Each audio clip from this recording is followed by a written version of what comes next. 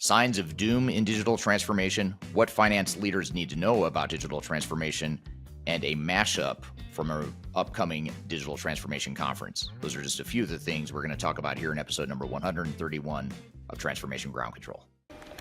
This is Transformation Ground Control, your source for all things business, technology, strategy, and change.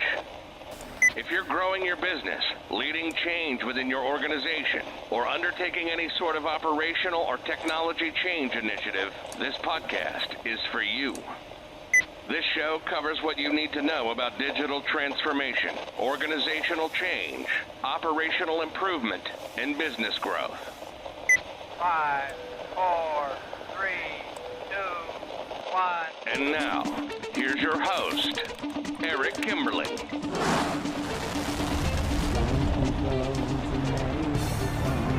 Hello, welcome to episode number 131 of Transformation Ground Control.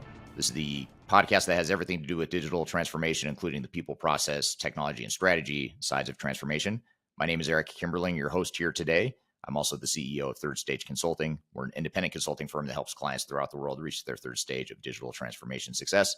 And joining me, as always, is my colleague, Kyler. I should know your name by now after, a couple of years of doing this. It's not Kylie, it is Kyler Cheatham. I don't know where I got Kylie. Kyler Cheatham is our co-host. So Kyler, or not Kylie, thank you for being here today.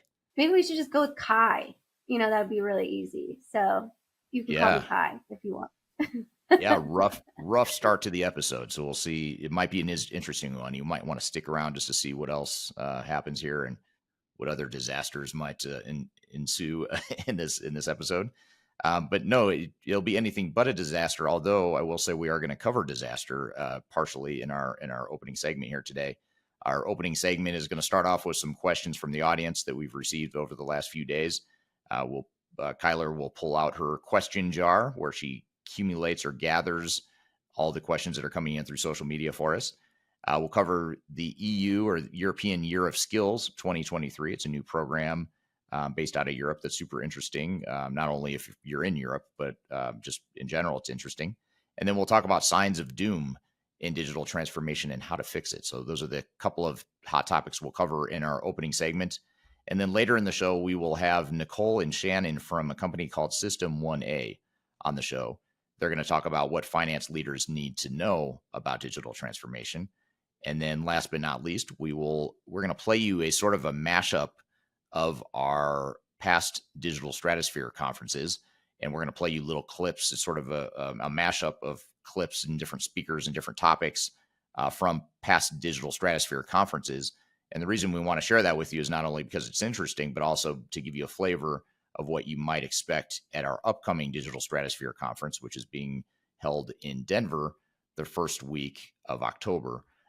So if you're interested in joining us in Denver, Colorado, if you're interested in joining live, please go to stratosphere2023.com to learn more about the event.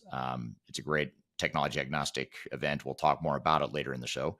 But we'll give you a flavor of what sorts of topics you might hear from different speakers in that conference as well. So that all being said, that's what we're going to cover here today. But let's start with some of the questions you've got for us here today, Kyler. Yeah, absolutely. Well, our question jar is fresh with new questions. If you do have questions for Eric or that you want us to cover here on Transformation Ground Control, you can actually comment on any of Eric's social media. He's on pretty much every platform from TikTok to LinkedIn to YouTube with the hashtag Ask Eric, and we will pull your questions and ask them here live. He's never seen any of these questions, so it is definitely an authentic response. You can also, wherever you're joining right now, can pop the questions in the comments. We aggregate all of those and bring them to future episodes. So with that, let's get into it here. So this is an interesting question. This talks about customization versus kind of off-the-shelf products. So do you think ERP is better than a company-specific system or a system that a company has customized to their specific needs? Hashtag it depends. Let's get it out of the way up front. No, it does depend. I mean, I know there's a lot of purists on both sides of this argument, and I'd say most people in the industry are probably pretty biased or purist about not doing customization, um, because there's so much good commercial off the shelf software available. It does beg the question of why would you customize if you don't need to? But the big assumption there is that you don't need to, and that's oftentimes is not a true assumption, because for some organizations or even some parts, individual pockets within an organization, they might find that they do need to customize to satisfy their needs and requirements. And I think the way to think about it, the way I always frame this discussion is there's certain parts of your business that might be more the vanilla or commodity based sorts of business processes where, yes, you probably want to use, and it's pretty safe to assume that you can find off the shelf software to meet those needs. But where the tricky part comes in and the dilemma comes in is when you find those parts of your business that are unique competitive differentiators, and or it's just something that's unique in your industry, or you've got this distinct competitive advantage that you do things differently intentionally because it's allowing you to outperform your peers. Then the question there becomes, well, is there realistically going to be off the shelf software that can handle those needs? And for a lot of organizations, they get at best a watered down version of what it is they're trying to do with their business. So then the dilemma becomes, well, do we take on that risk and cost of customizing software, which is risky? There is risk associated with it. There is cost associated with it. It's going to take you longer to deploy that technology if you customize it. But the question becomes, does it deliver enough business value to justify that risk? And if it's a source of competitive advantage, chances are pretty high that you're going to have a pretty compelling ROI to do that sort of customization. So I don't want to say I'm an advocate of customization, but I am an advocate of keeping your mind open to customization, because it might be that your organization needs to either customize or go find a third-party bolt-on system to satisfy what other deficiency you might have in your core technologies that you're deploying.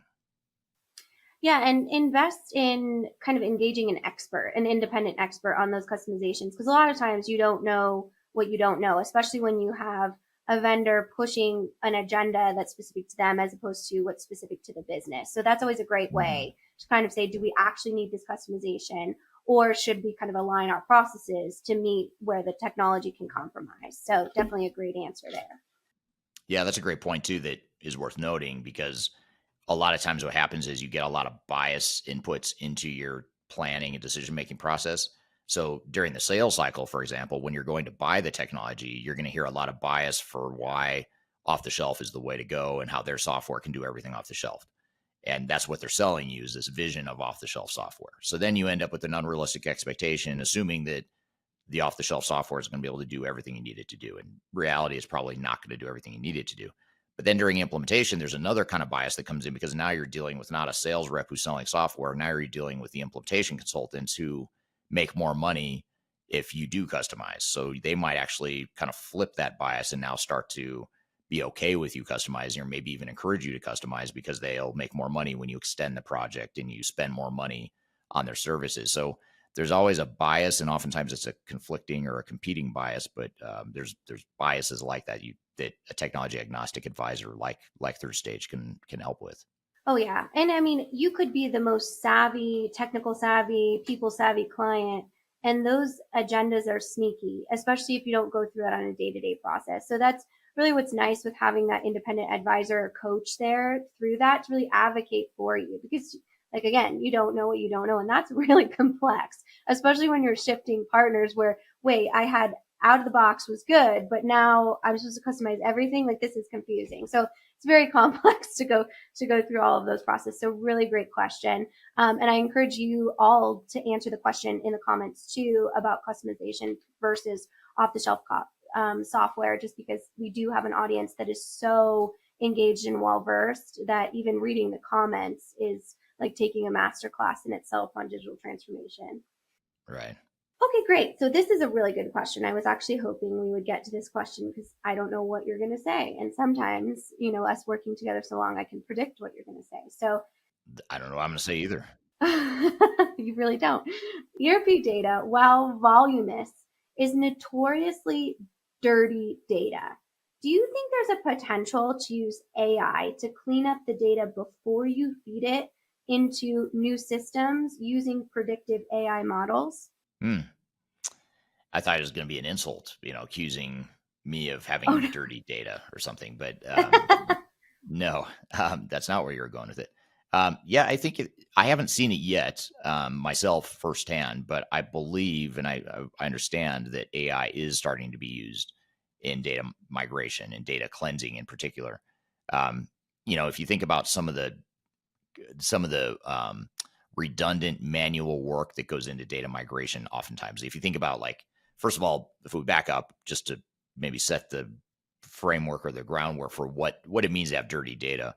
If you look at, for example, customer master information, you've got a customer named Kyler Cheatham, and Kyler Cheatham lives in Grand Junction, Colorado. You've got her address, you've got her transactional history of what she's purchased from you, all that stuff.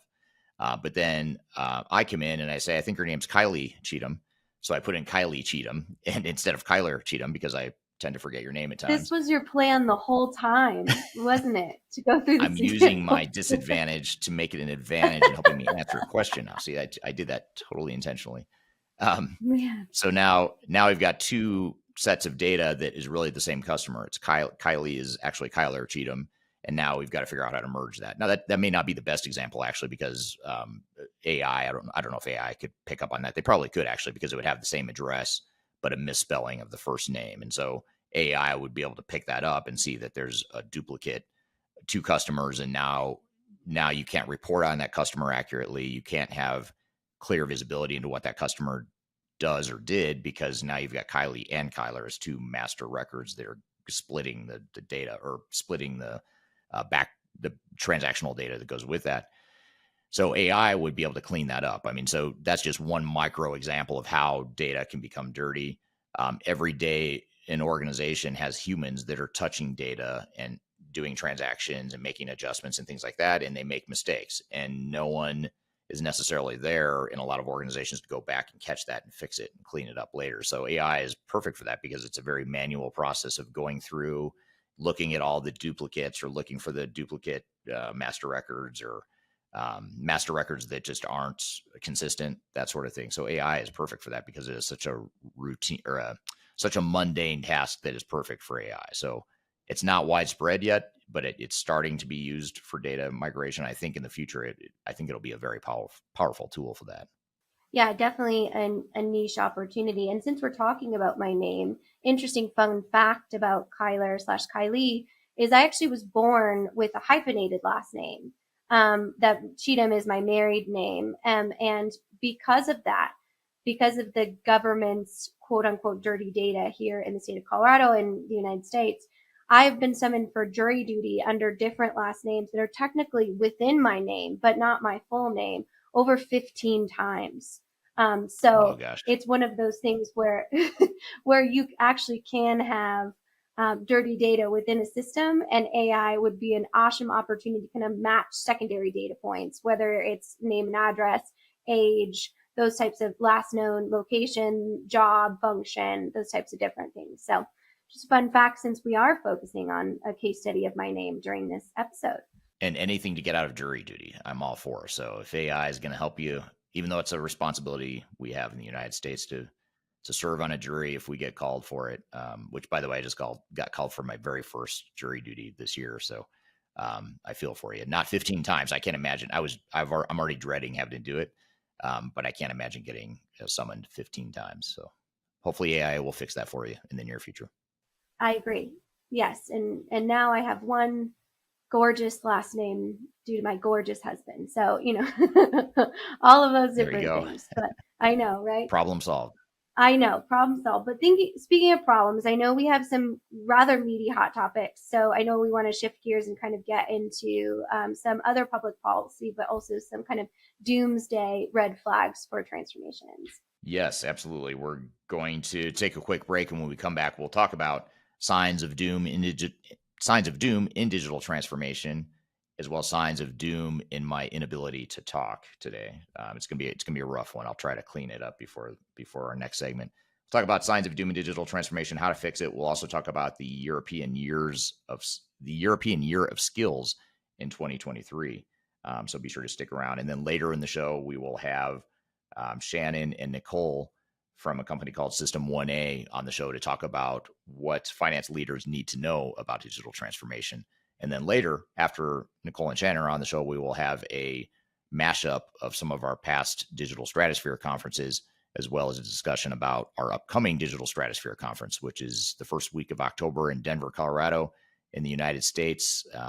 You can go to stratosphere2023.com to learn more about that event, but we're going to talk more about that later in the show. So stick around. We've got a lot more to cover. We'll be right back with more Transformation Ground Control.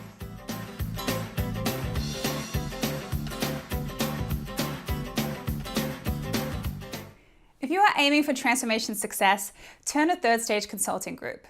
Third Stage's independent and technology agnostic consulting team helps clients define their digital strategies, define their roadmaps, and manage their transformations.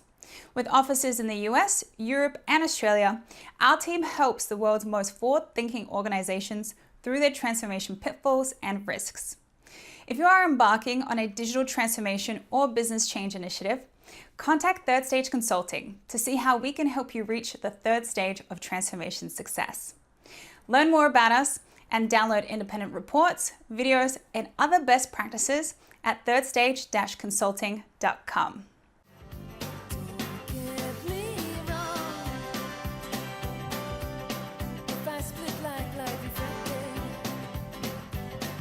Hello, welcome back to Transformation Ground Control, episode number 131. My name is Eric Kimberling here with Kyler Cheatham. You can find new episodes of this podcast every Wednesday on YouTube, LinkedIn, Facebook, and Twitter, as well as audio podcast platforms throughout the world, including Apple Podcast, Google, Amazon, Pandora, iHeartRadio, etc. So wherever you listen to podcasts or watch podcasts, you can find us there. So be sure to check us out. New episodes every Wednesday. So you've got some hot topics for us today here, Kyler. What's in store here?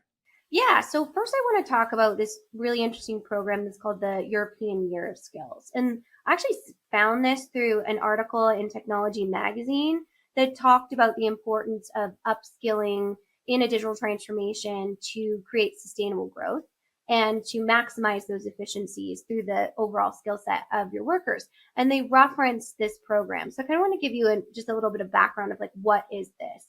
So basically, the European Year of Skills, the goal is to help companies in specifically small to medium sized companies address this shortage of technical skills in the EU.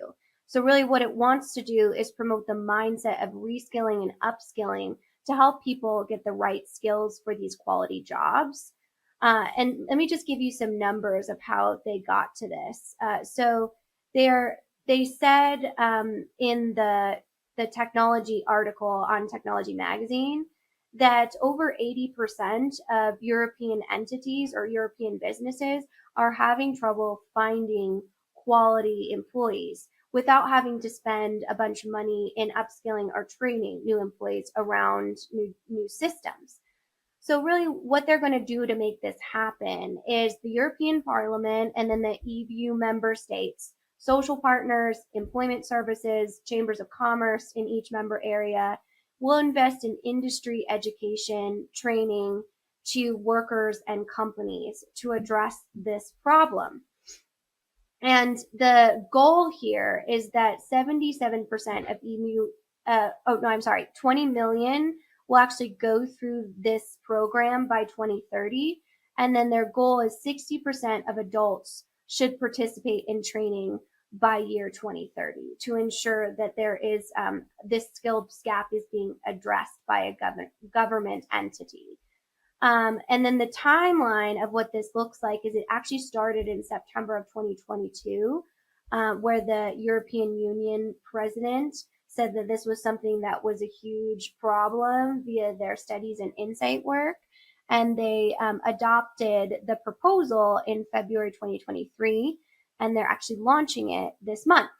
So it's kind of an exciting way to look at addressing any skills gap, but with the support of a government entity. So it is a stark difference to kind of what we see here in the United States, which our kind of cultural navigation is how do we regulate technology companies and ensure that we understand the importance of data security or privacy. And so we've taken kind of a different turn as opposed to kind of embracing the workforce. So I wondered if you could kind of give us an idea of what your feedback would be, maybe in a comparison between the United States and the European Union's approach to upskilling workers, because we really only see that in more privatized companies right now. Yeah. Yeah, I think not to get into my too far into my personal political preferences, but generally speaking, I'm not a fan of government intervention in much. I would consider myself somewhat of a libertarian as far as just minimizing government's role in society. But I do think that when it comes to this stuff we're talking about, government can and should play a really active role in shaping the workforce of the future. Because one, as you were describing this whole backdrop, Kyler, one thing that came to mind was when Walker Reynolds was on the show several months ago, maybe sometime last year. He's an industry 4.0 kind of guy. And we were talking about AI at some point in the conversation, and he made the comment, or he referenced a study. I don't know if it was a study or his own assumption, but he made the comment that his prediction for the future, or the study predicted in the future, that the average worker in the workforce is going to have to have a much higher IQ and a much higher skill set to be able to survive in the economy going forward, particularly because of AI.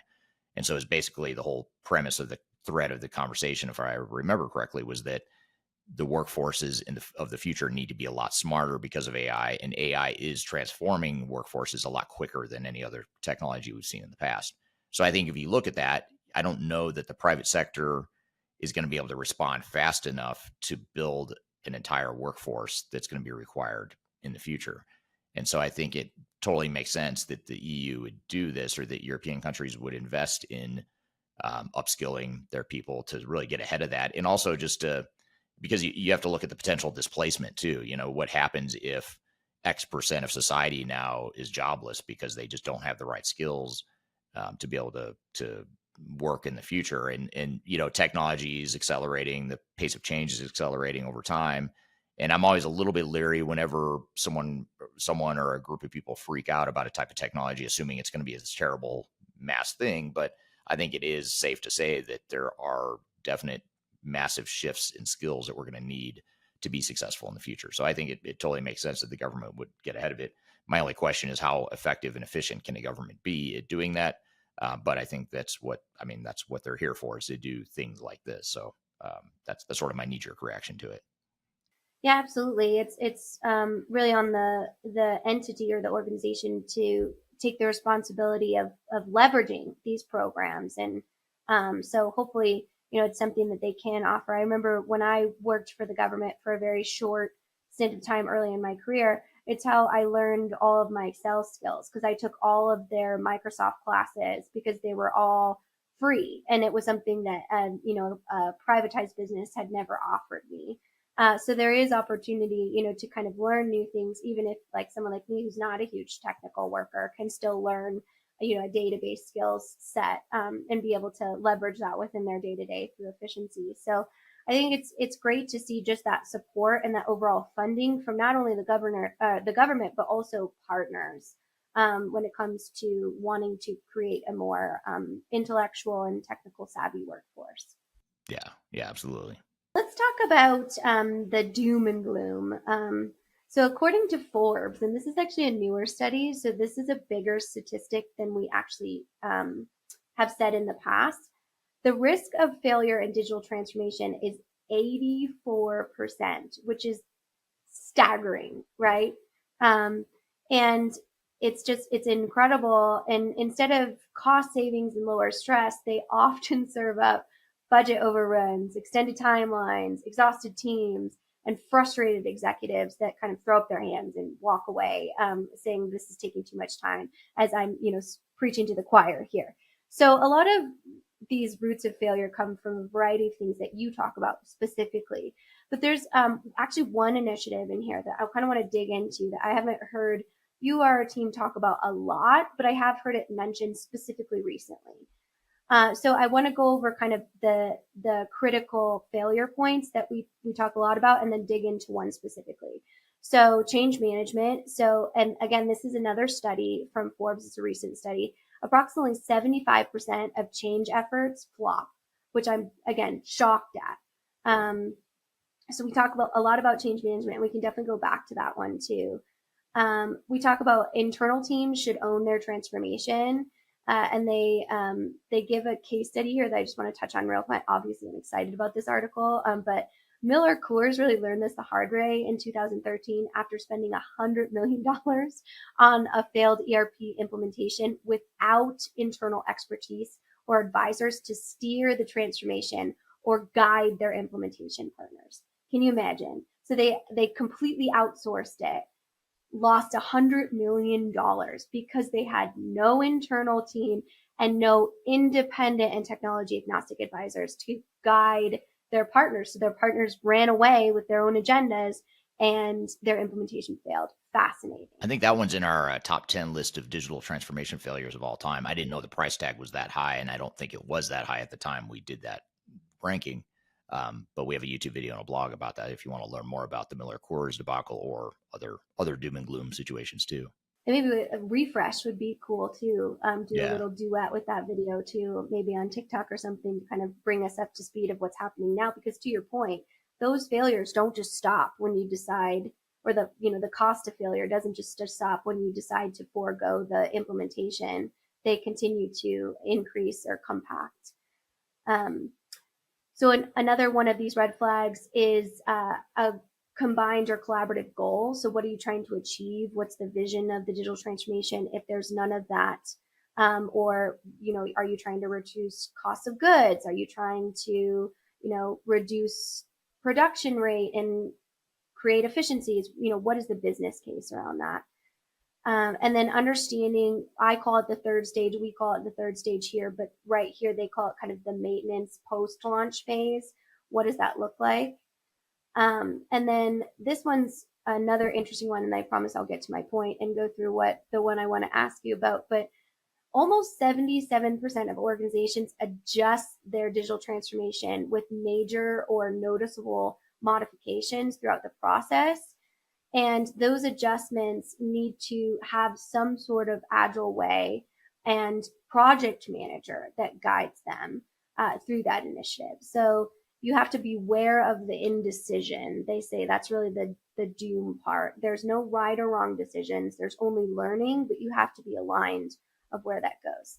So that leads me to the question doom, I guess, tactic that I really wanted to dig into. Any long-term transformation program needs to indicate the oncoming shift by creating an internal transformation management office.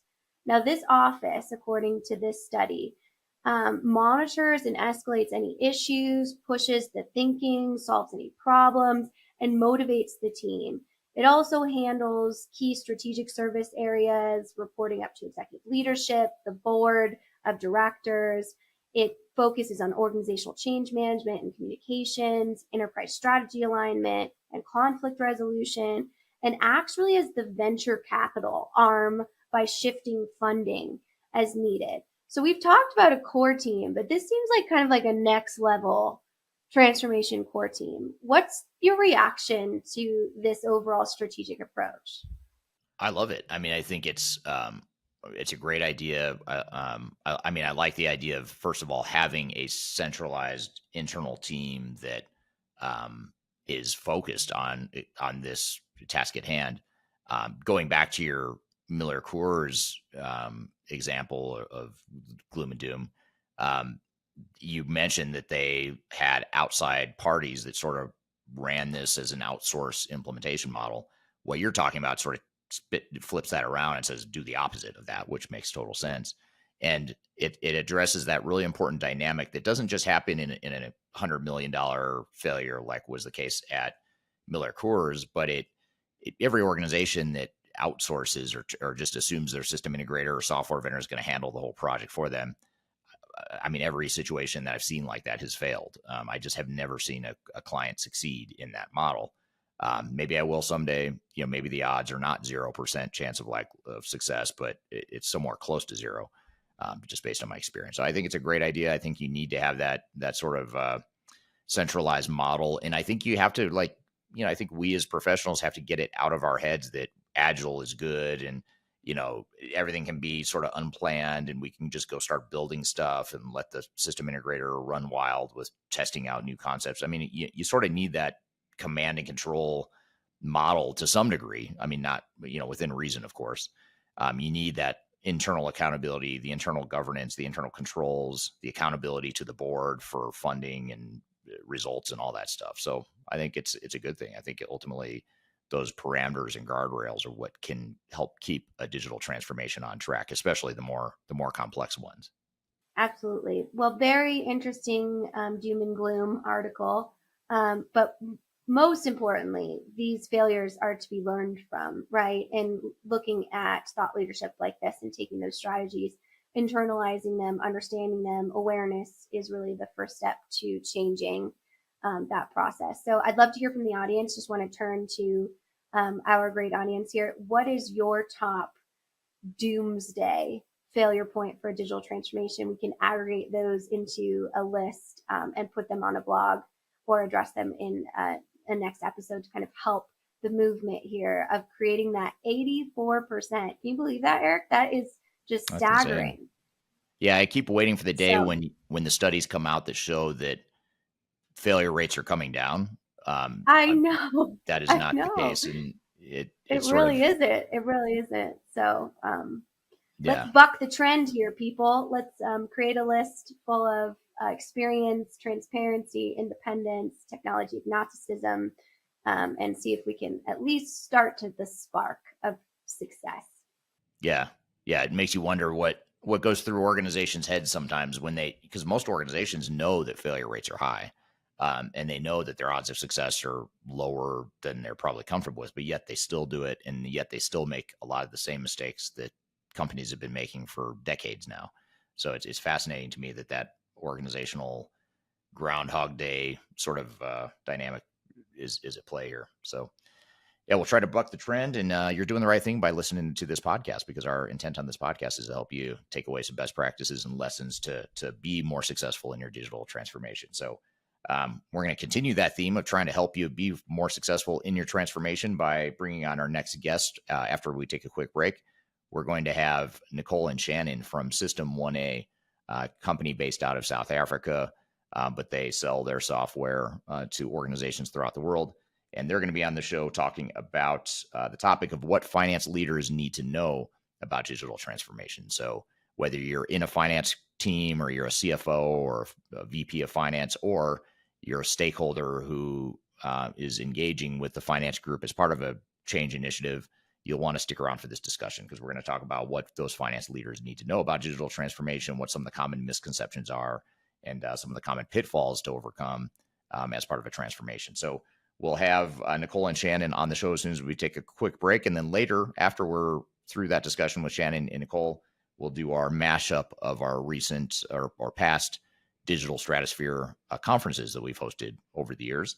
And that is a way to kind of pique your interest or to give you a preview of what to expect in our upcoming Digital Stratosphere Conference in 2023, which is going to be the first week of October in Denver, Colorado. You can join us live and in person the first week of October, Denver, Colorado. Go to stratosphere2023.com if you want to learn more about that in the meantime. But stick around. We'll be right back with Shannon and Nicole from System 1A. We'll be back with more Transformation Ground Control. Could you whisper in my ear the things you want to feel? I'll give you anything. Interested in working for a company that truly values your unique skills and experience? Here at Third Stage, we don't hire based on resumes alone.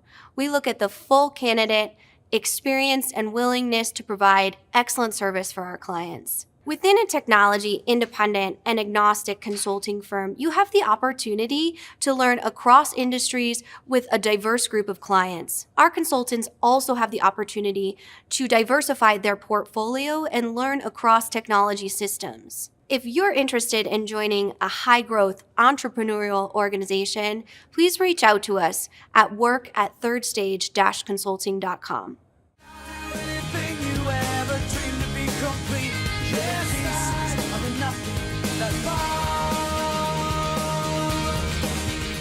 Hello, welcome back to Transformation Ground Control, episode number 131. My name is Eric Kimberling here with Kyler Cheatham. You can find new episodes of this show every Wednesday on YouTube, LinkedIn, Facebook, and Twitter, where we stream every Wednesday. And you can also find the audio-only versions on audio podcast platforms throughout the world. So be sure to subscribe and check us out if you haven't already. I'm excited for our next guest, first-time guest on Transformation Ground Control. It is Shannon and Nicole from a company called System 1A, based out of Johannesburg, South Africa, but they have clients throughout the world, and they sell their software to clients throughout the world. And they're on the show here today to talk about what finance leaders need to know about digital transformation. And the reason I'm so excited for this discussion is because a lot of times organizations go into their digital transformations thinking that one single technology, such as an ERP system, is going to be able to address all of their needs. And what we're going to dive into here today is finance and accounting groups in particular. What are some of the challenges they face in digital transformation? And what are some of the tips and tricks and best practices we can share and discuss to help those departments and those organizations through their transformations? So with all that being said, Shannon and Nicole, welcome to the show.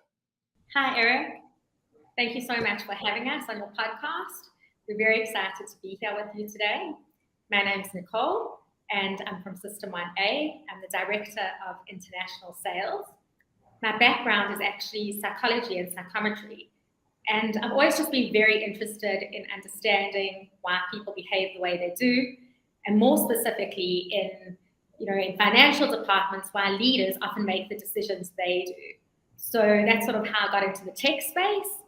And I'm now going to let my colleague Shannon introduce herself and tell us a little bit more about System 1A. Awesome. Well, great to see you, Eric, and thanks so much for the opportunity.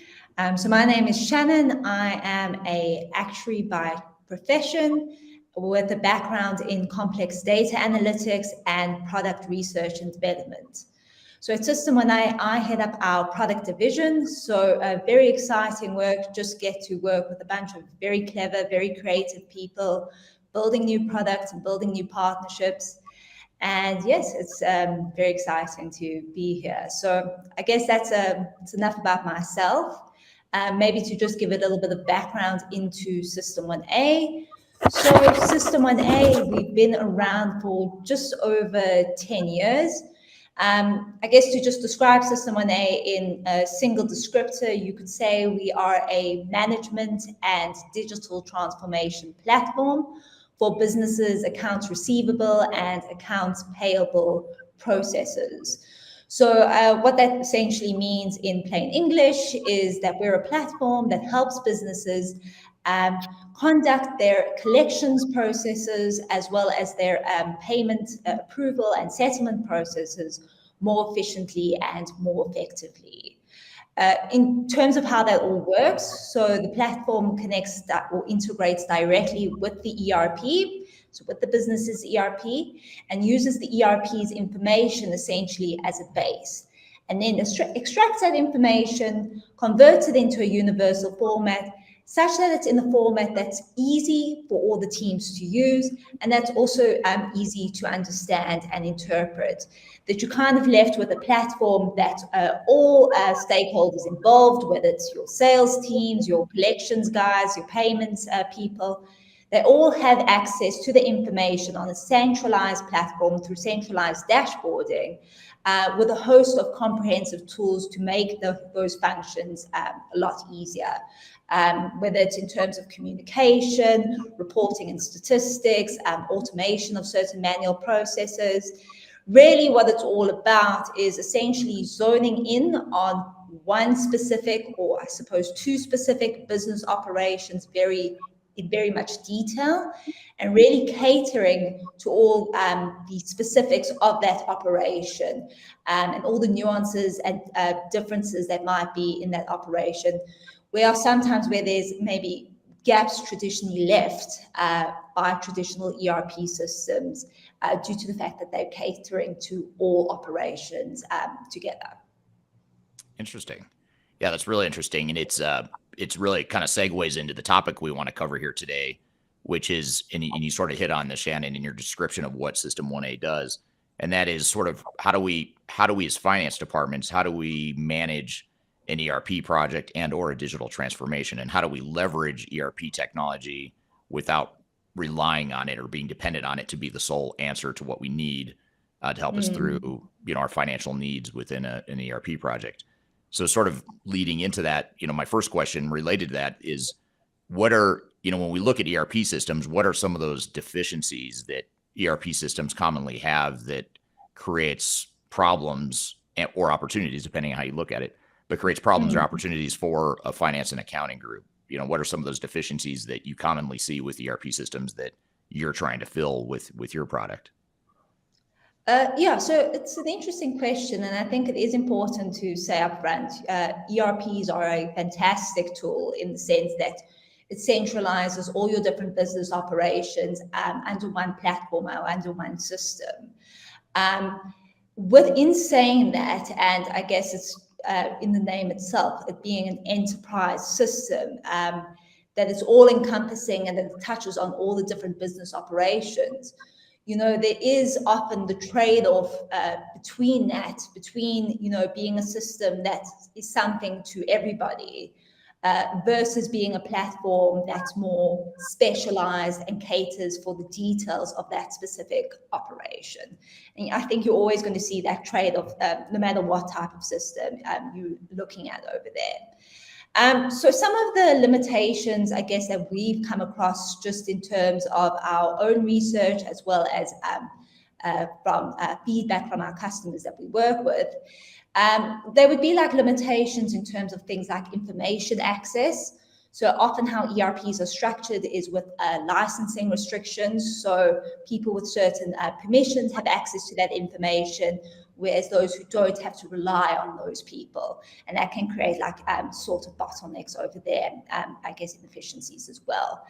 But yeah, when it comes to information access, it's not only limited to it in the literal sense. It can even just relate to something as simple as information navigation, finding the document or the piece of information that you need on time.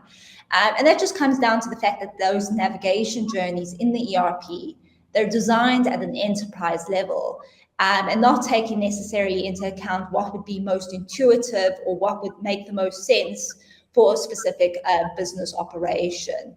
So there's just like certain nuances there that might not be taken into account. There can also be, just with regards to limitations with access to reporting and statistics. So for each business operation, the ERP will have certain built-in reports.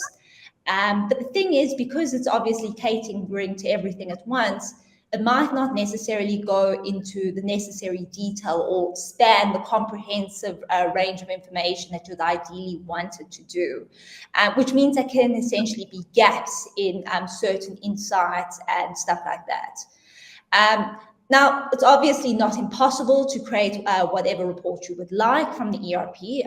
As we all know, an ERP, it's essentially a database of all your financial information. It just comes down to the fact that often these ERPs can be a bit inflexible to work with unless you've got that very specialized expertise in how that specific system works, which often means that if you want an additional report on that operation, you either have to rely on somebody external or you kind of just have to go without.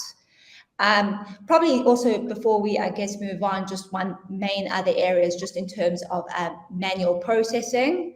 So the ERP is very good at dealing with things that are generated inside the ERP. So if you're generating something like an invoice, credit note, etc., obviously that's very automated and works very well. There can be significant manual processing when it comes to processing information that's generated outside the ERP. So that could be documents that you're receiving, let's say, from your suppliers. Often you have to manually enter those type of things in one at a time, looking at a piece of paper. So obviously, it can take a lot of time in that way. Or even when it comes to, document chain linking. So consolidating documents generated inside the ERP with those generated outside, like an invoice that's generated in with a proof of delivery, let's say, that's generated outside. Often there's a lot of manual processes required to do that. So it can take a lot of time and obviously put strain on your team's resources. Right. So you're saying, it sounds like you're saying that the functionality of ERP systems is focused on enterprise-wide integrated end-to-end processes, which is a strength of ERP technology in general. But when it comes to going deep within the specific needs of a finance or an accounting professional, that's where sometimes you're lacking in terms of the ability to access information or the ability to have an efficient workflow. Is that sort of a summary of what you're saying? Yes, no, exactly. I think also just with anything, the more deep you go into, I think any problem, the more problems you see. Right. So if you're looking at it from a global level, it might look like things all operate perfectly, and that's essentially all you would need. But when you start to, I guess, peel the layers deeper into that, obviously other things do arise. Right. Now, when you are working with CFOs and finance leaders within an organization, or just any executive within an organization, do the finance departments and the leaders within the organizations, do they understand these nuances and deficiencies of ERP systems, or do they typically think that the ERP system is going to solve all of these problems that you just described, Shannon? Eric, if I can answer that, it's actually a great question. And when I started working at System 1A, I think almost 10 years ago, it was a huge hurdle that we had to overcome. Financial departments are so structured, and you've got your boss at the top, or your leaders, your decision makers at the top, and you've got your managers, and then you've got your employees doing the actual groundwork. And when we started presenting to companies, we thought that our presentation needed to be directly given to your decision makers, to your leaders at the top. And so we would go in and we'd do our whole presentation, and they'd turn around at the end of the presentation and they'd say to us, quite confidently actually, they'd say, ERP already does this. And look at Shannon or whoever I was with, and I was thinking, okay, what version of the ERP are they using? Maybe I haven't seen it or whatever.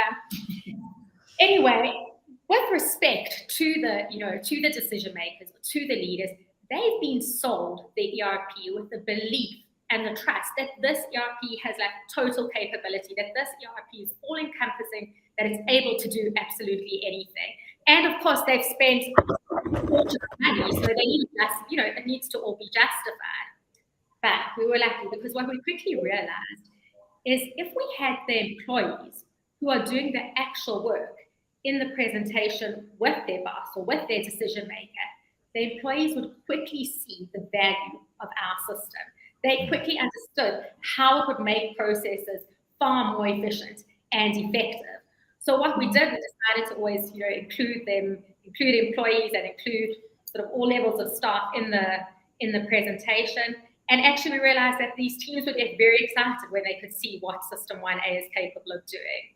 So I think that the leaders and the decision makers always are aware of these shortcomings, these deficiencies. Sadly, I don't think so. So they think, these leaders, it sounds like what you're saying, these leaders think that an ERP system will solve the problems potentially. Yes.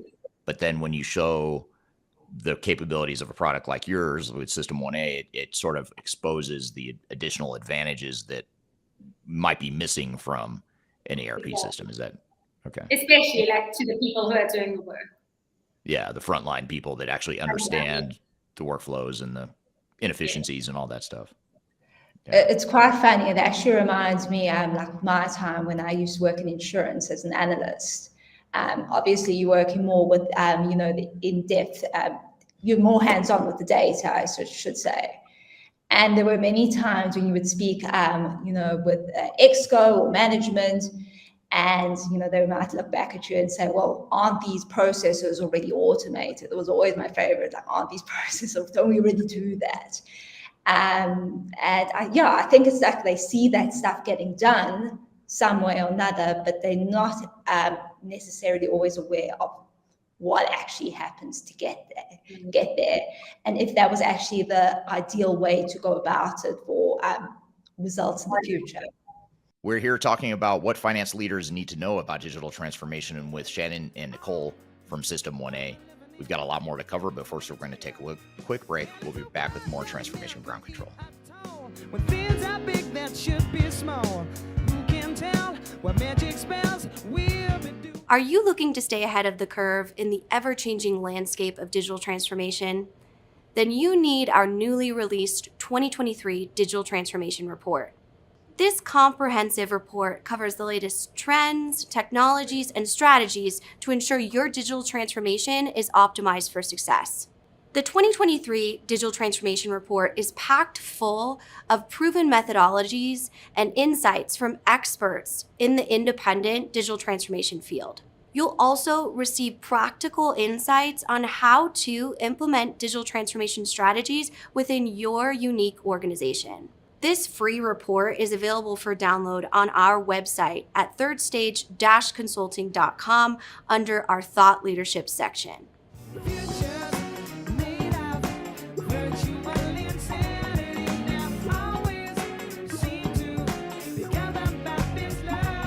Hello, welcome back to Transformation Ground Control, episode number 131. My name is Eric Kimberling here with Kyler Cheatham. You can find new episodes of this show every Wednesday, streaming to YouTube, LinkedIn, Facebook, and Twitter, as well as on audio podcast platforms throughout the world every Wednesday.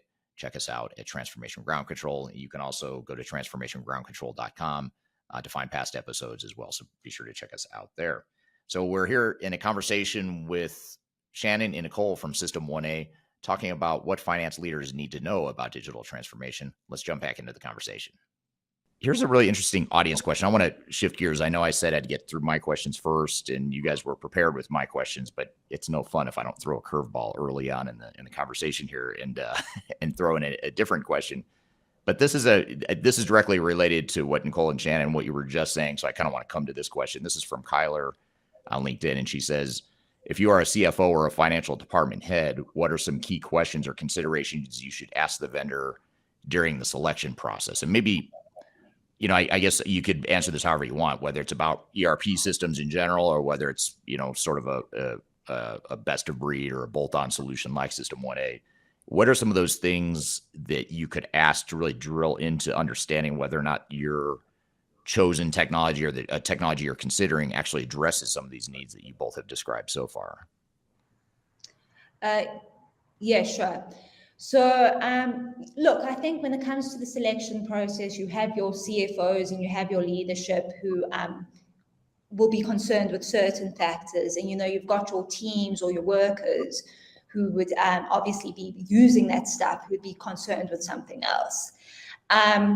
I guess when it comes to leadership, you can always ask maybe more high level and general questions, just in terms of things like security, in terms of, just getting some sort of conceptual understanding of how a specific application can help your business processes. And I think you can essentially ask anything. But I think in order to get that level of, confidence that it's not just somebody who's comes across very well and is, presenting their product or their solution very well, I think there is some sort of value in including people who are actually going to be interacting with that technology on a day-to-day basis. Because some of the things that the vendor might speak to, it might not necessarily relate to you as somebody who doesn't necessarily work hands-on with that type of stuff on a day-to-day basis. So it's a mix of both, I would say. Yeah, sort of gets back to what Nicole was saying about getting those frontline people involved in the evaluation, and they themselves might have some good questions that help uncover the capabilities or the deficiencies in whatever technology they might be considering. Yes. Here's an interesting question. I think I've asked you this question before today, as we've gotten to know each other over the last few months, but this is an interesting question that a lot of people might be wondering. This is from Dan on YouTube, but what ERP systems do you use or prefer? Maybe from the context of, what ERP systems do you find that System 1A particularly helps fill some gaps, or are there ERP systems out there that are particularly good at some of these finance and accounting challenges that you've talked about? However you want to answer that is fine with me. So maybe let's just preface by saying, when it comes to ERP systems and the structures of ERPs, on the front end, we're not front end experts. So in terms of what actually is the user journey when interacting with the ERP, That's not necessarily our expertise. So when it comes to what we do on our side is we interact with the ERP via the back-end data tables.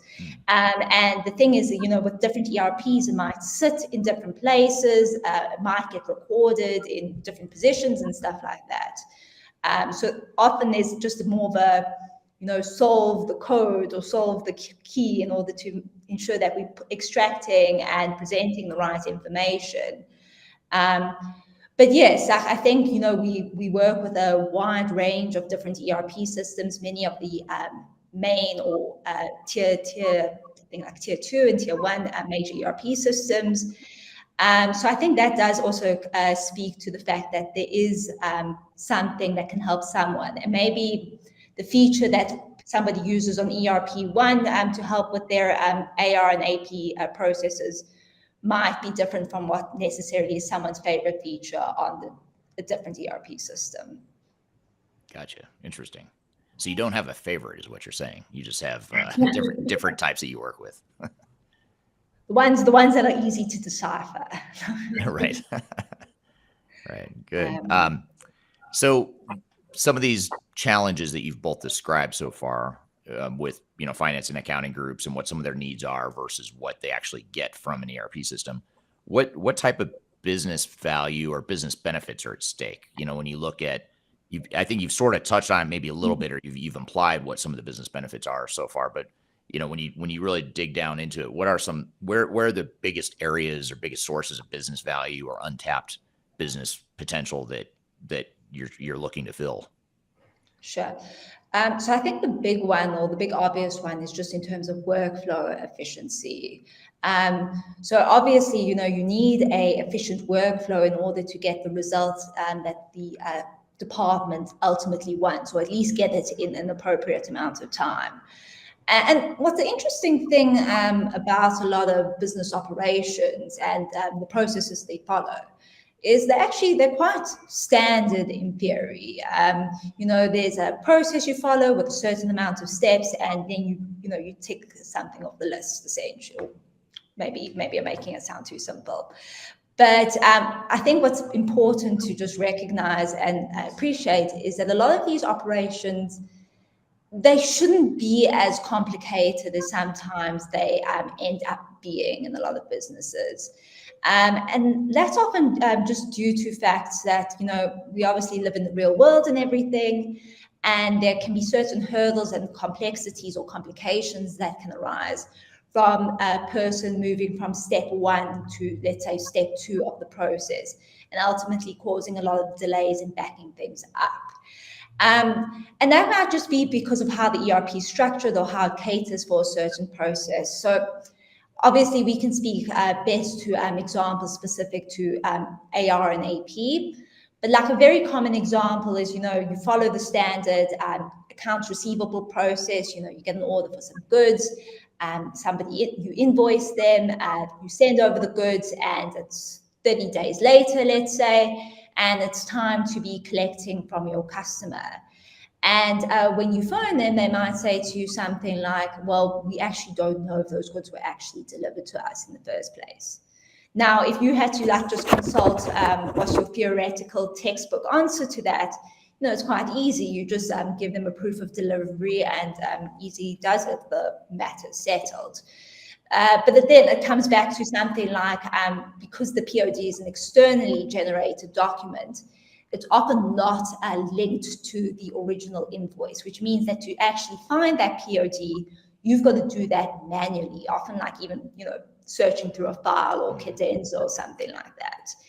And that in itself might not sound so bad, but I guess what's important to appreciate is that that type of process is happening in conjunction with multiple hundreds and thousands of other different transactions going on, each having their own separate query and each requiring some manual intervention. So you kind of essentially want to remove as many bottlenecks and hurdles as you want to make sure things are run smoothly and effectively.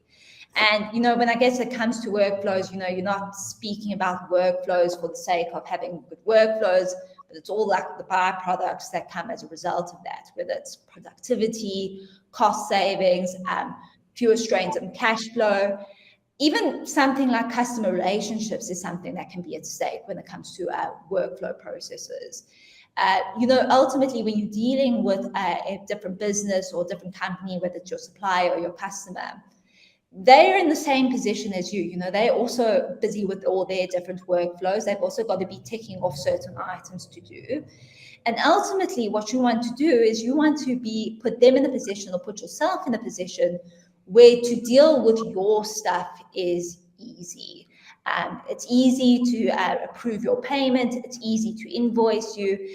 And it's not something that's going to take up a lot of their time. And therefore, you can essentially get prioritized in that sense. Workflows is definitely a huge one. But just in terms of decision making, that can be a major one as well. So we've already spoken about, difficulties sometimes in terms of access to information, or access to an adequate set of reports on what's going on in the specific business function. So obviously, if you don't have access to necessarily some sort of insight that would have been useful to a decision in the present, that's going to affect you later down the line in the future. So yeah. Yeah, that's interesting. So this kind of goes back to an earlier question too that I had, as far as whether or not finance leaders understand, these areas of business value and opportunity that are apparent. But on the surface, what are some of the common characteristics of organizations that may find that an ERP system isn't going to handle their needs in the finance and accounting realm? So what are those sort of on the surface criteria that you would say, if you meet these criteria, it's highly likely a off-the-shelf ERP system is not going to meet these needs, and you might want to think about other solutions or alternatives to fill those gaps? How would you describe some of those characteristics? Sure. So I guess in terms of what can stretch an ERP to its limits in that, it can also be largely dependent on the ERP system itself. There's a range of different solutions out there, and I guess each of them differentiate themselves with being good or worse in a certain aspect, or having more or less functionality. It can depend there. I suppose if we're giving a very general answer to the question, it would probably be anything that can introduce some sort of element of complexity to a process. So examples of that could be, high transaction volumes, large customer base, you have a large team, anything I guess that could just introduce some sort of non-uniformity. So you're dealing with multiple different countries with different currencies. You have you're a large group with different subsidiaries. All those types of things can make consolidation and aggregation of information more complex and difficult. And that's where you might have those struggles. An example, I guess, on if we're going to give examples specific to us, thinking with accounts payable, high transaction volumes there is a big thing that can put strain on the ERP. And that just goes back to what we've said previously, is because you're getting all your documents from your suppliers and from outside the ERP, you've got a team of people who's entering each of those documents, entering each of those transactions manually. So the ERP, might be fine in that sense, but you're putting a lot of strain on your employee resources by letting them just interact with the ERP. Yeah, and assuming that they're going to get whatever they need from that ERP is probably not a safe assumption from what you're saying so far.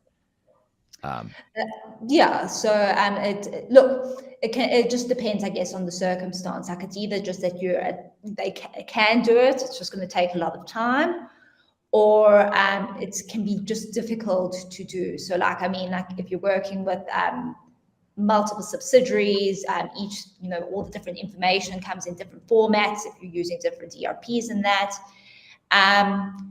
you're not, I guess probably any ERP can do anything if you've got low volumes and stuff.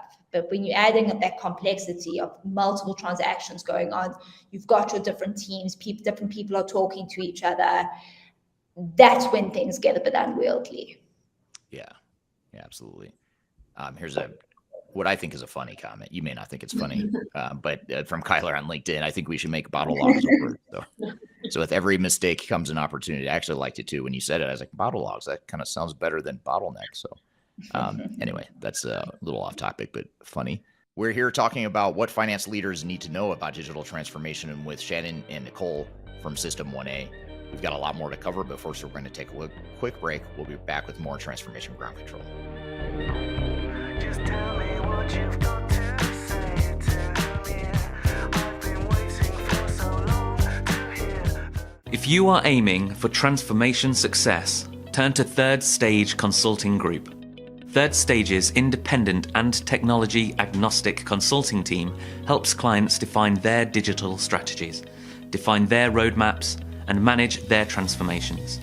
With offices in the US, Europe, and Australia, our team helps the world's most forward-thinking organizations through their transformation pitfalls and risks. If you are embarking on a digital transformation or business change initiative, contact Third Stage Consulting to see how we can help you reach the third stage of transformation success. Learn more about us and download independent reports, videos, and other best practices at thirdstageconsulting.com.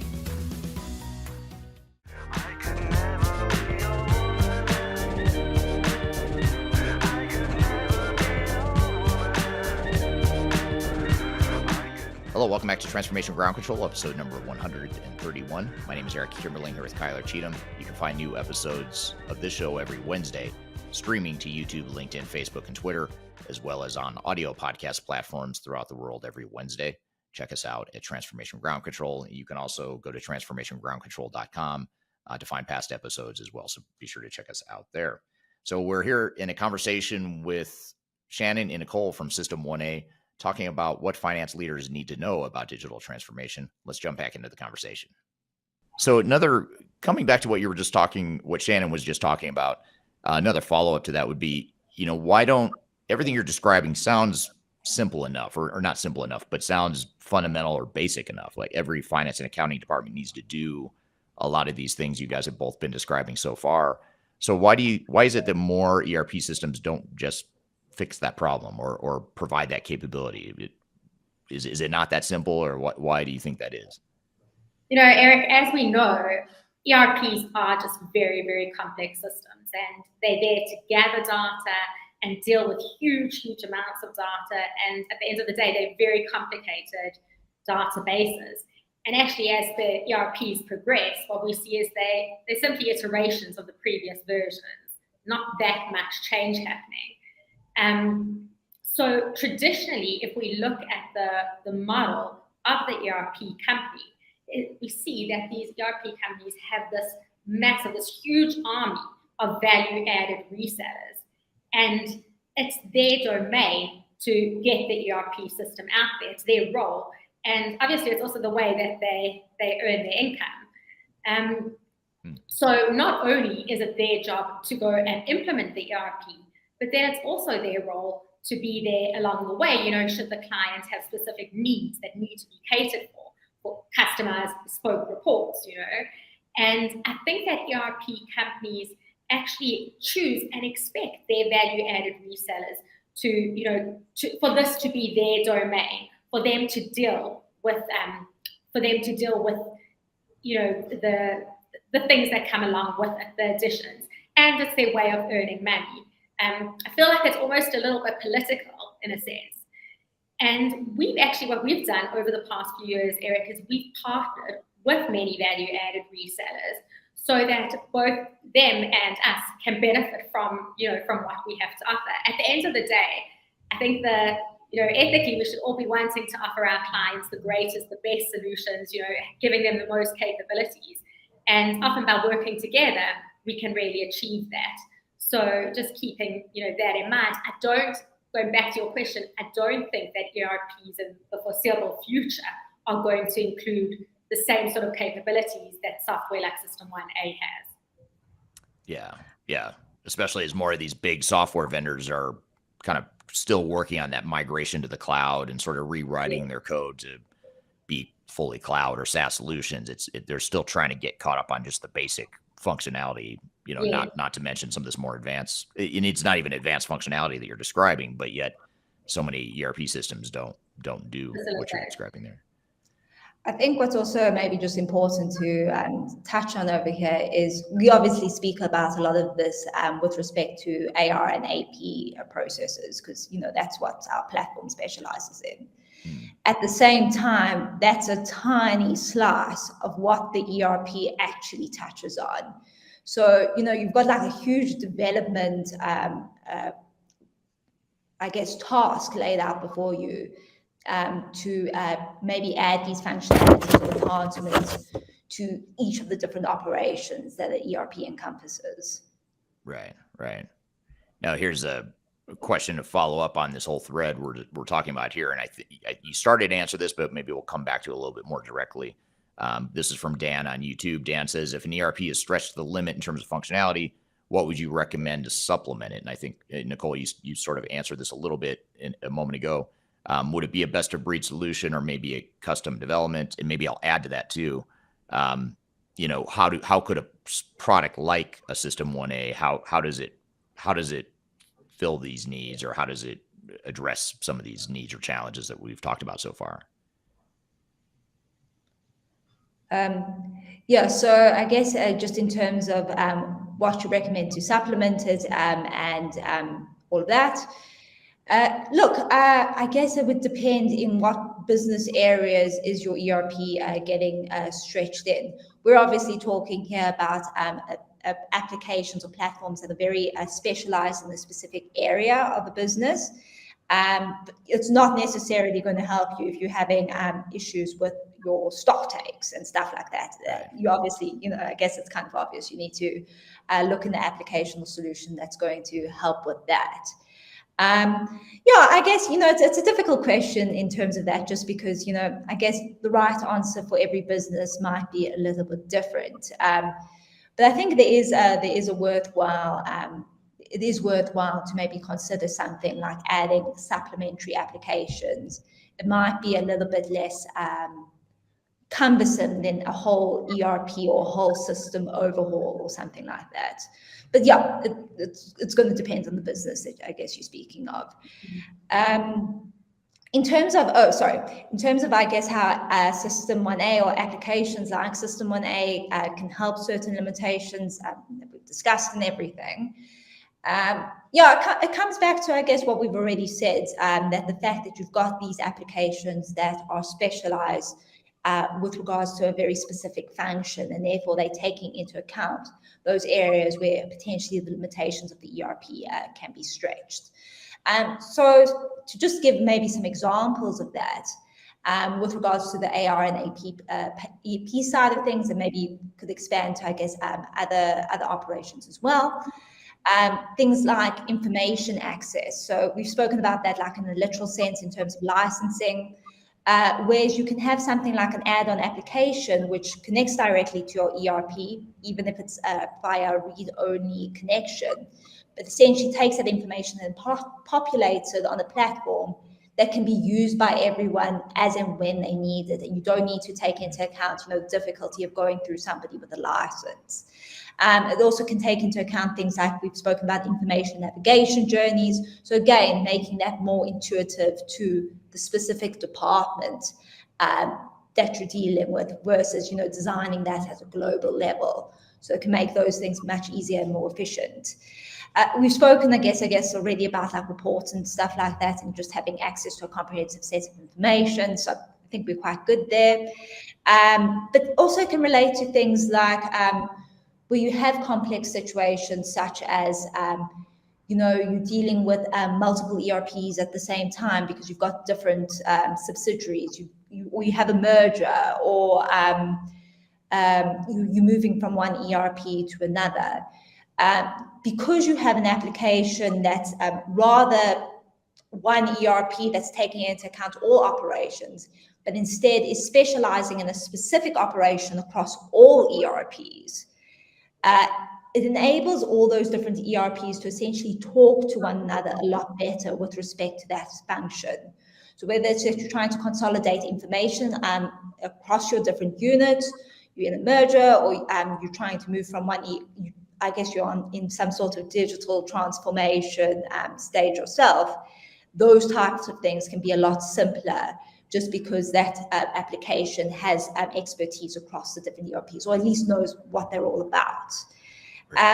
There's also so there's also like things for like support, just for like ancillary functions that can help support core ERP functionality.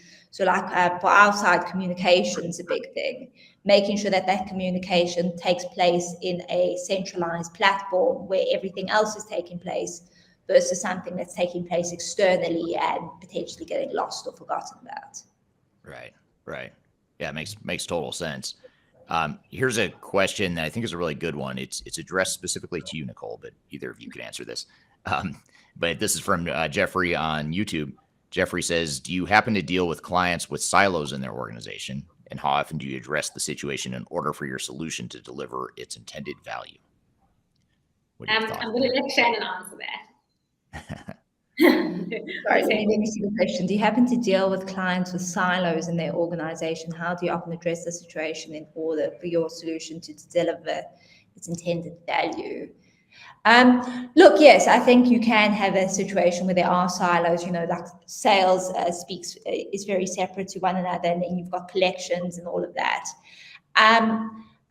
The way, I guess, sometimes you've got the challenge that you've gone through a specific team first when you're starting that onboarding journey. And, there can be, I guess, that challenge to make sure that the other stakeholders involved in that process are also, speaking with the application or participating in the application and getting value there. It's a combination of the two. I suppose the thing is you need to, I guess, communicate that to your clients to get the other stakeholders involved. But there is always, I think, some dependence on that being driven internally. You've got that collaboration between your different departments or stakeholders. Got it. Yeah. It's very interesting. And it sounds like a lot of the clients you work with are finance organizations that are dealing with silos by definition because they've acquired other companies or they're global multinational organizations, and that by definition creates silos that it sounds like your product and these challenges we've talked about are trying to address along the way. What about, here's a question I think might be on the top of a lot of people's minds, and it might be a trigger for some people listening. So I apologize if I trigger anyone in the audience here today. But let's talk about integration. Is it difficult to integrate multiple systems? Because essentially what you're describing, or what I think you're describing so far, is a situation where you have a core ERP system that's sort of like your single source of truth, but there's workflow limitations, there's transparency and visibility limitations that we've talked about so far. And so now we're talking about potentially adding another system that addresses some of those deficiencies. So is it difficult to do that? And how does the difficulty and cost of integration and having a sort of, I don't want to say it's a total best of breed approach, but it sort of is. What is the cost and value of that versus, the challenges of that? How would you describe the cost benefit of having that sort of best of breed approach where you integrate multiple systems to address these challenges? Eric, I think there are two questions to that, and I'll begin by answering the first part. I certainly can't speak about other add-ons or other software, but what I can say is the beauty of System 1A is the ease with which it works. That is really the beauty of the system. It's a totally seamless integration, and it's totally non-invasive. And I think one of the greatest factors is that within under an hour, we can have a new client up and running and looking at live data, or being able to access their system immediately, the different levels within the workplace, being able to access the information that will make them more efficient and more effective. So I think the ease of implementation, the user-friendliness of our system definitely empowers employees at all levels, and of course managers and decision makers at the end of the day.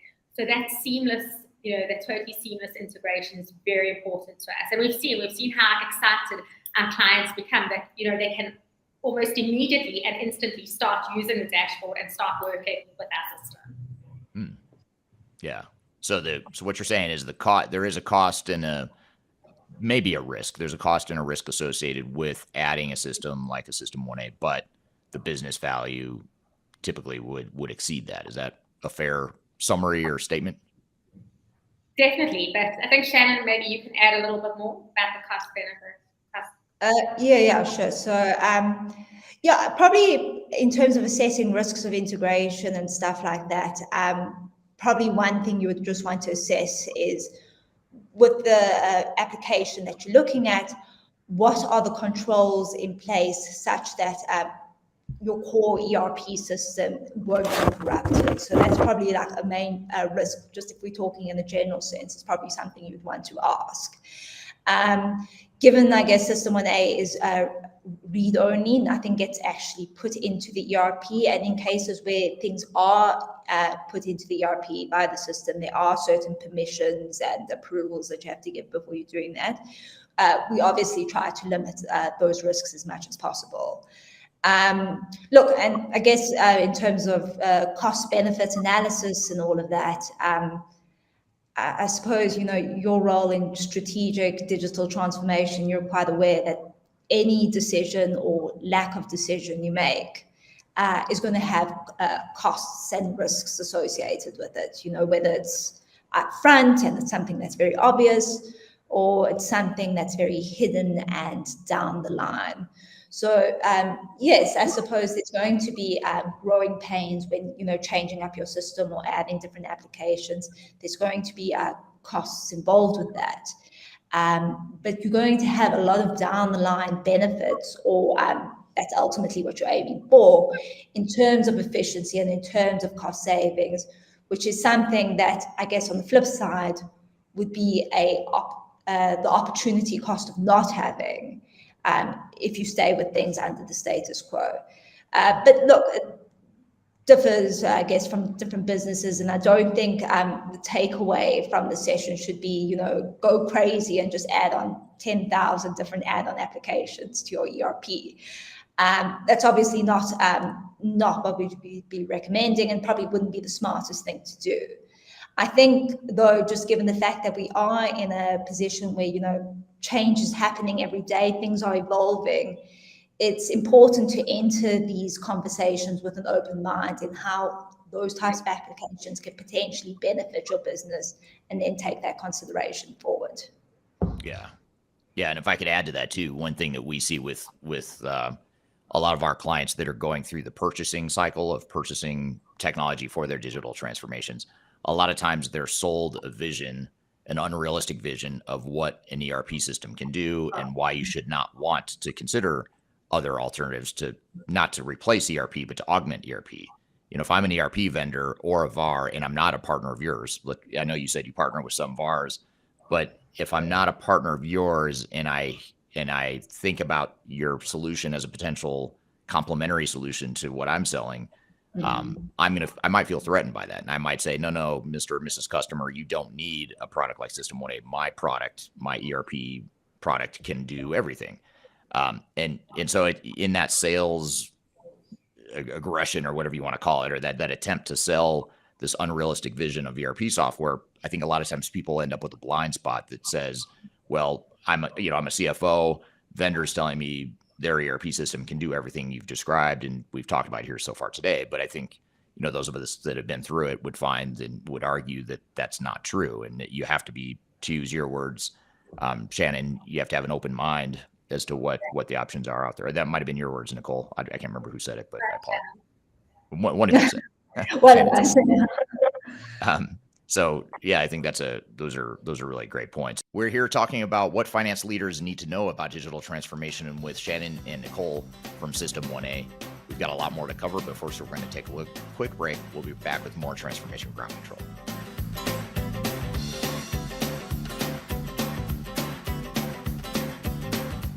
Interested in working for a company that truly values your unique skills and experience? Here at Third Stage, we don't hire based on resumes alone. We look at the full candidate, experience, and willingness to provide excellent service for our clients. Within a technology, independent, and agnostic consulting firm, you have the opportunity to learn across industries with a diverse group of clients. Our consultants also have the opportunity to diversify their portfolio and learn across technology systems. If you're interested in joining a high-growth entrepreneurial organization, please reach out to us at work@thirdstage-consulting.com.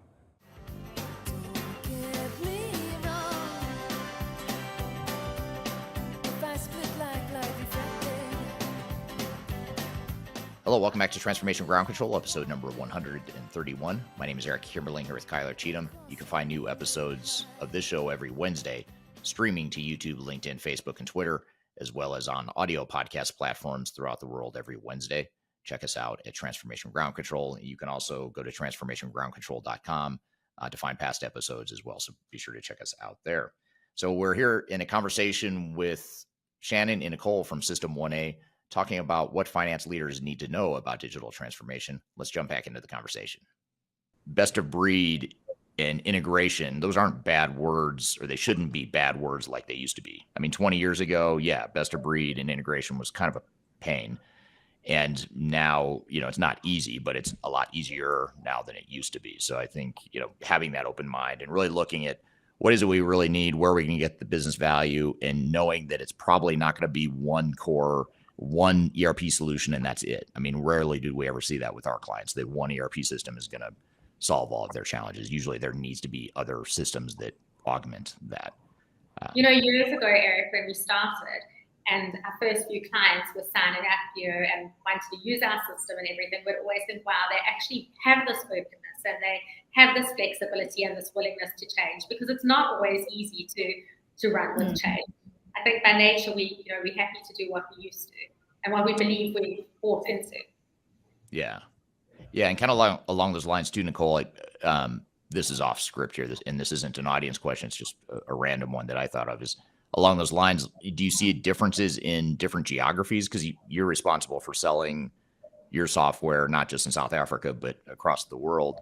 Do you see like different, differences in cultures or expectations and sophistication and maturities, organizations? Does it vary across different regions from what you've seen? I think there's similarities and differences. I think at the end of the day, and obviously it depends on this particular company, and it depends on, at the CFO level, at the decision-making level, how open and how flexible and how, willing to adapt and how resilient a company is. And I do think that there has been sort of a turnaround, that people are looking, like you say, best of breed is not seen as the word that it was seen as 20 years ago. So there's definitely a general trend towards, looking at what else there is out there. Right. Absolutely. Well, that's good. I think that's probably a positive thing. If anything, just to keep an open mind and to know that there might be limitations in the solution that you're buying, and just being aware of those. That's huge, just to have that awareness and understand. The awareness is everything. Yeah. So along those lines then, speaking of awareness, when finance leaders are evaluating potential technology, whether it's an ERP system or other types of technology, how can finance leaders assess whether or not their current or planned systems adequately address these gaps that we've talked about so far? And I think, as we just said, awareness is such a huge factor, that emotional intelligence and that awareness. And I think if you can have wonderful communication with your team, if you can consult with your team, if you can consult with your team at all levels and receive feedback, and for there to be this mutual respect and this mutual understanding, then you will be better able to assess, are things being done the way they need to be done? You'll understand the work that's actually been done, at ground level and through all the levels within a company. I think by, as we said, by being inclusive, by being open, by being flexible, just having that awareness, I think decision makers will ultimately be able to make the right decision. And Yeah. Shannon, I don't know, do you have anything to add to that? No, I think you covered it quite well. Like, I think it's just so important to be including people who are on the ground and creating that culture that they're able to actually give their view and their opinion versus maybe just automatically siding with what leadership says. So yes, it's a collaborative effort. Right. Okay. What about one other thing too? This sort of goes back to the integration sort of question here, and actually a couple people have asked this. That's why I want to come back to it and make sure we cover it. But I'll choose Jeremy from YouTube. His sort of rendition of this question is: it appears to be a great tool to automate and free up staff with significant business intelligence. It appears System 1A accesses local data and creates a web-based application. Is my data safe? And I want to hone in on that last part and come back to another question. Someone else asked about cybersecurity. And, you know, how do you lock down this information or this data, knowing that now you've got core ERP system, and then you've got a system like System 1A over here accessing the core ERP system. How do you guys address cybersecurity? What are your thoughts on the whole cybersecurity and data accessibility, data protection, data privacy, all that stuff? How do you address that? Sure.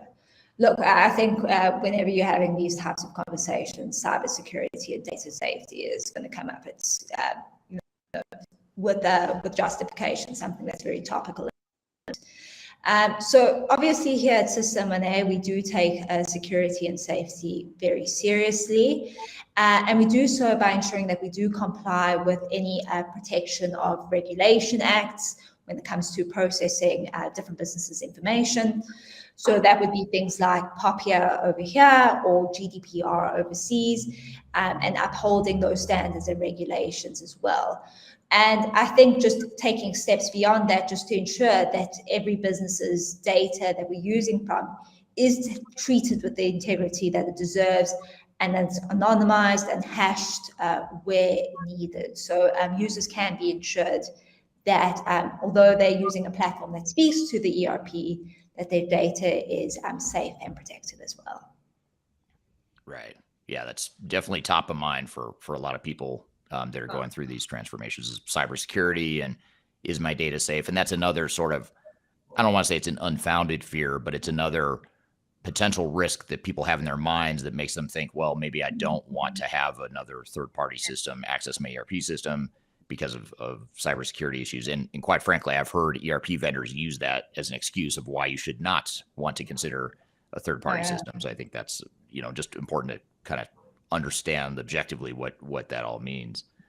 Well, good. So I guess just to maybe summarize everything we've talked about here so far today, are there any sort of closing words of wisdom or closing advice that either or both of you would leave for organizations that are in, you know, trying to figure out how to best address their finance and accounting needs when it comes to their digital transformation? Anything as far as how to get started or other things to consider that we haven't talked about? What would you say to that? Sure. Nicole, do you want to start or should I start? You can start. Okay, cool. Yeah, so I guess just in closing, I think when you are considering your different digital transformation options or your ERP options, I think we've already spoken about the fact that openness, I think, is always key to these understandings, as well as a deep understanding of how a specific operation works. Things can sound very nice in theory, and they can sound very nice when it's being presented to you with conviction and everything.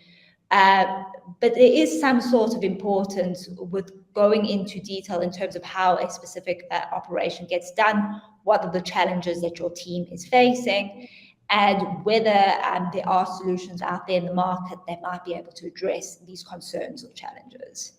Shannon, if I can just jump in there, we actually, Eric, we always offer clients a free trial with our system so that they're able to see for themselves, you know, how you're able to use it, the ease of use. Like Shannon says, that you have to have that openness, but it sometimes helps if you're actually experiencing it for yourself. Right. And Nicole, since you handle global sales, then Nicole, how do people learn more about the product? How do they take advantage of the free trial? How do they get a hold of you guys? What's the best way to take next steps? Our website, which is www.system1a.com, or our email address. You can email us on info at system1a.com. And of course, on our website, all our information is there, our contact details are there, and there's always somebody who's able to answer any questions and provide you with more information on the system. All right. Thank you, Shannon and Nicole. Great conversation. Really enjoyed having you on the show for the first time and hope to have you on again. We also appreciated all the great questions from the audience as well. Some great conversation and additions to the questions I had. So thank you for that. And we're going to debrief on some of the threads we talked about in this conversation. First, we're going to take a quick break. We'll be back with more Transformation Ground Control.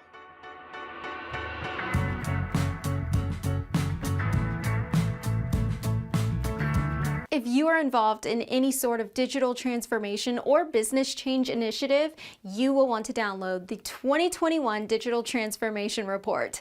With its comprehensive overview of business and technology trends and best practices, this report is a must-have guide for any transformation project or executive team. Download this free report by visiting Third Stage Consulting at thirdstage-consulting.com.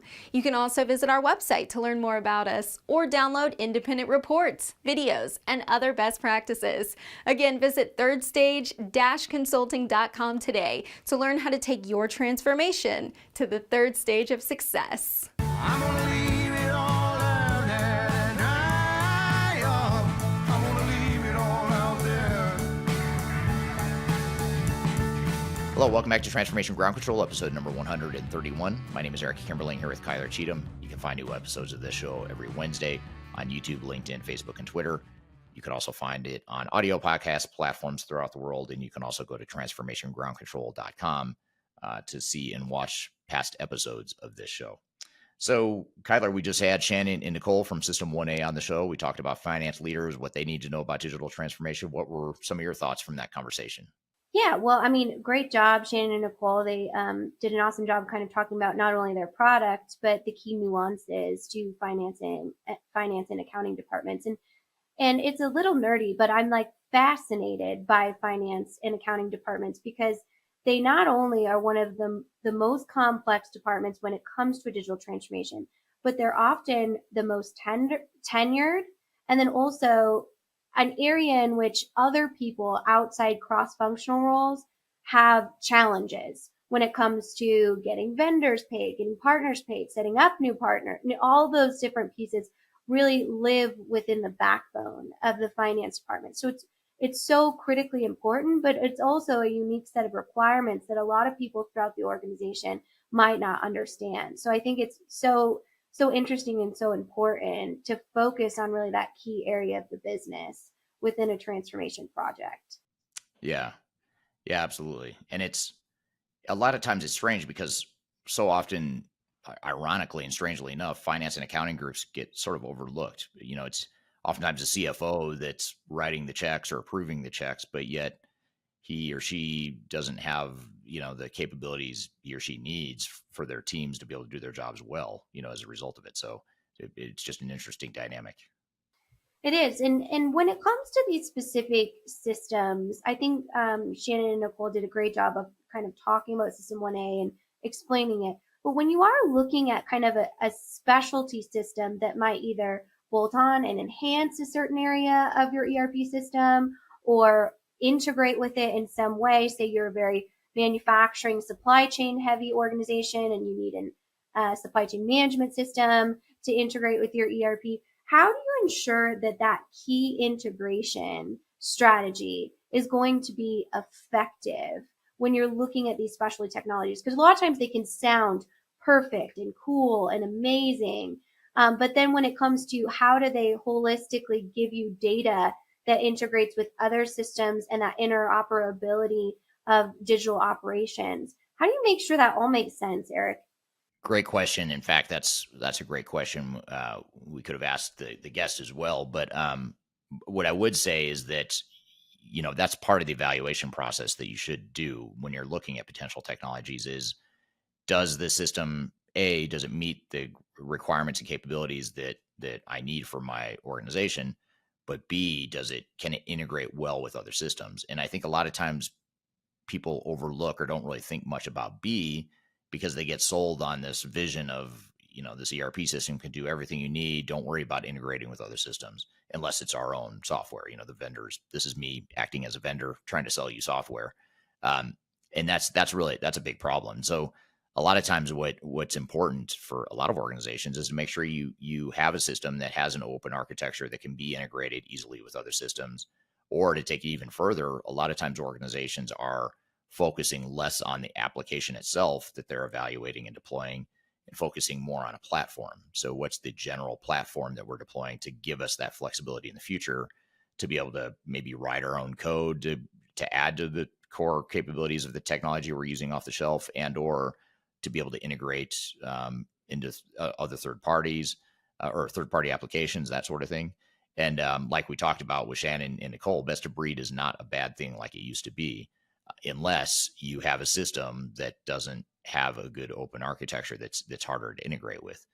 For example, SAP has always been notorious for being difficult to integrate with third parties, whereas, say, Microsoft Dynamics or Infor, Epicor, those are, or Salesforce, those are a few examples of systems that have a more open architecture that is easier to integrate with other systems. So if you think you're going to need that sort of best of breed approach, or a system like a System 1A or any sort of application to augment what your ERP system can do, you want to make sure that the ERP system you're deploying allows you to do that. And that's where a lot of organizations get into trouble.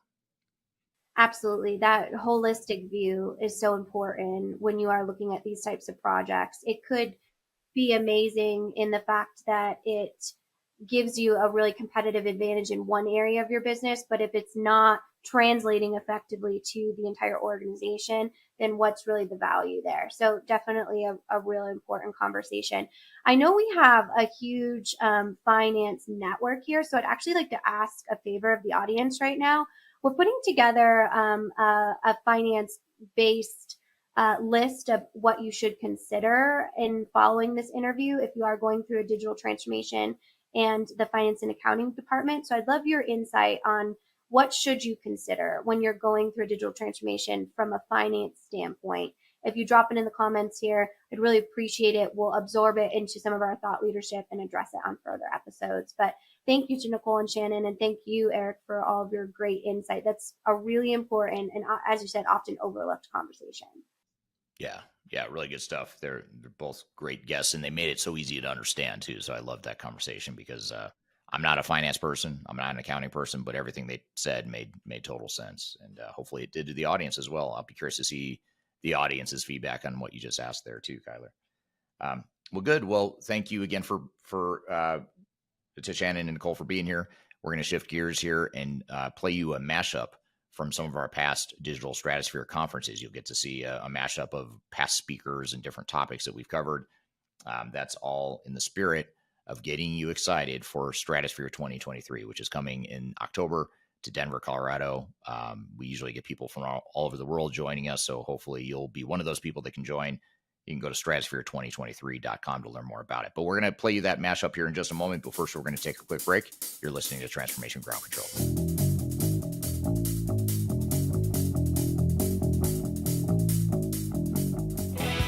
If you are aiming for transformation success, turn to Third Stage Consulting Group.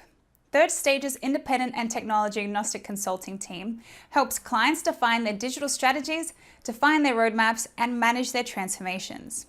With offices in the US, Europe, and Australia, our team helps the world's most forward-thinking organizations through their transformation pitfalls and risks.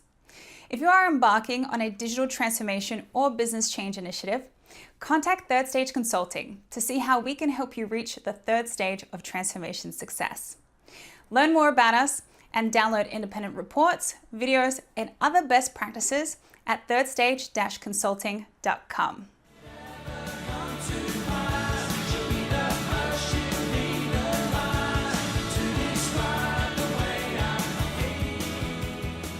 Hello, welcome back to Transformation Ground Control, episode number 131. My name is Eric Kimberling here with Kyler Cheatham. You can find new episodes of this show every Wednesday on audio and video podcast platforms throughout the world. Thank you for being here, and excited for our last segment here today. We're going to play you a mashup of some of the thought leadership and different speakers and topics that we've covered in past editions of our Digital Stratosphere conference, which, if you're not aware, prior to COVID, we used to do, I think we had done 3 or 4 of them, 3 or 4 live digital stratosphere events, which is a technology agnostic digital transformation conference. So we cover everything from strategy to project management, change management, data migration, process improvement, benefits realization, value creation, all the stuff that we want to know about digital transformation to make it successful, we cover in the Digital Stratosphere Conference. And then when COVID hit, we started doing it online and we did digital only versions. But something about 2023 felt like it was the time to bring it back to the live in-person version, in which we were doing at the beginning of October in Denver, Colorado.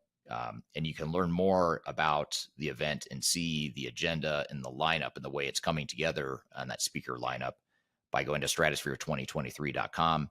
The pricing is, in my opinion, extremely reasonable, and you can get an early bird discount through August 15th. If you register early, you'll save considerable money, so be sure to get the early bird discount. Go to stratosphere2023.com. Kyler and I will both be there. So, I mean, if that's not a selling point enough, there are other speakers, plenty of other speakers too. And we've got some great lineup for you, some great entertainment as well. On the Thursday evening of the event, we'll have some live music and happy hour networking sorts of events as well. So really look forward to seeing you there. So let's roll this clip of past, sort of a mashup of past discussions at Digital Stratosphere. And also the other value of playing this is just to give you sort of a crash course in digital transformation. It's a lot of different topics we'll cover here in a short period to give you sort of a taste and a flavor of the different things to be thinking about in digital transformation. So let's roll the clip. Why don't I jump in and just talk about this whole concept of digital transformation utopia to start? What exactly do I mean by that? Well, when we talk about utopia, you think about all the different technologies that are out there. There's a lot of different technologies that are really cool, sort of groundbreaking, forward-thinking technologies that have the ability to totally transform a business and provide completely new competencies that a lot of organizations have never had in the past. So you've got things like AI and machine learning. You have big data, Internet of Things. People are thinking and talking a lot about customer experience, employee experience. How do we make for a better customer and employee experience? You have robotics, robotic process automation, e-commerce, mobility, a lot of different trends, buzzwords, technologies that can be used. And most organizations are at point A, which is where they are today, and they're looking to that vision of the future of what point B may be. And what they find, or what we find, is that a lot of times organizations have very unrealistic expectations of how big of a jump they're about to make, how much effort, time, resources, and money it's going to take to get there.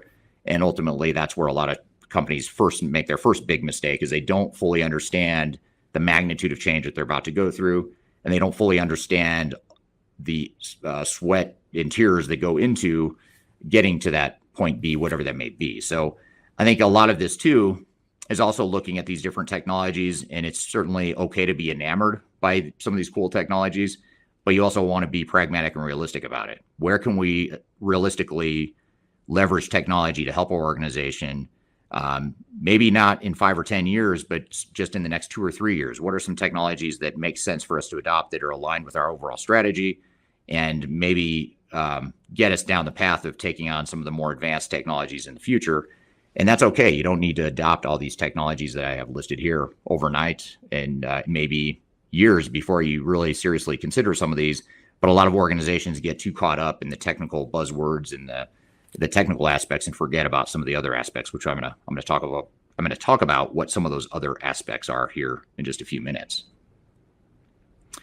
So this unattainable transformation utopia is one of the big challenges that organizations face.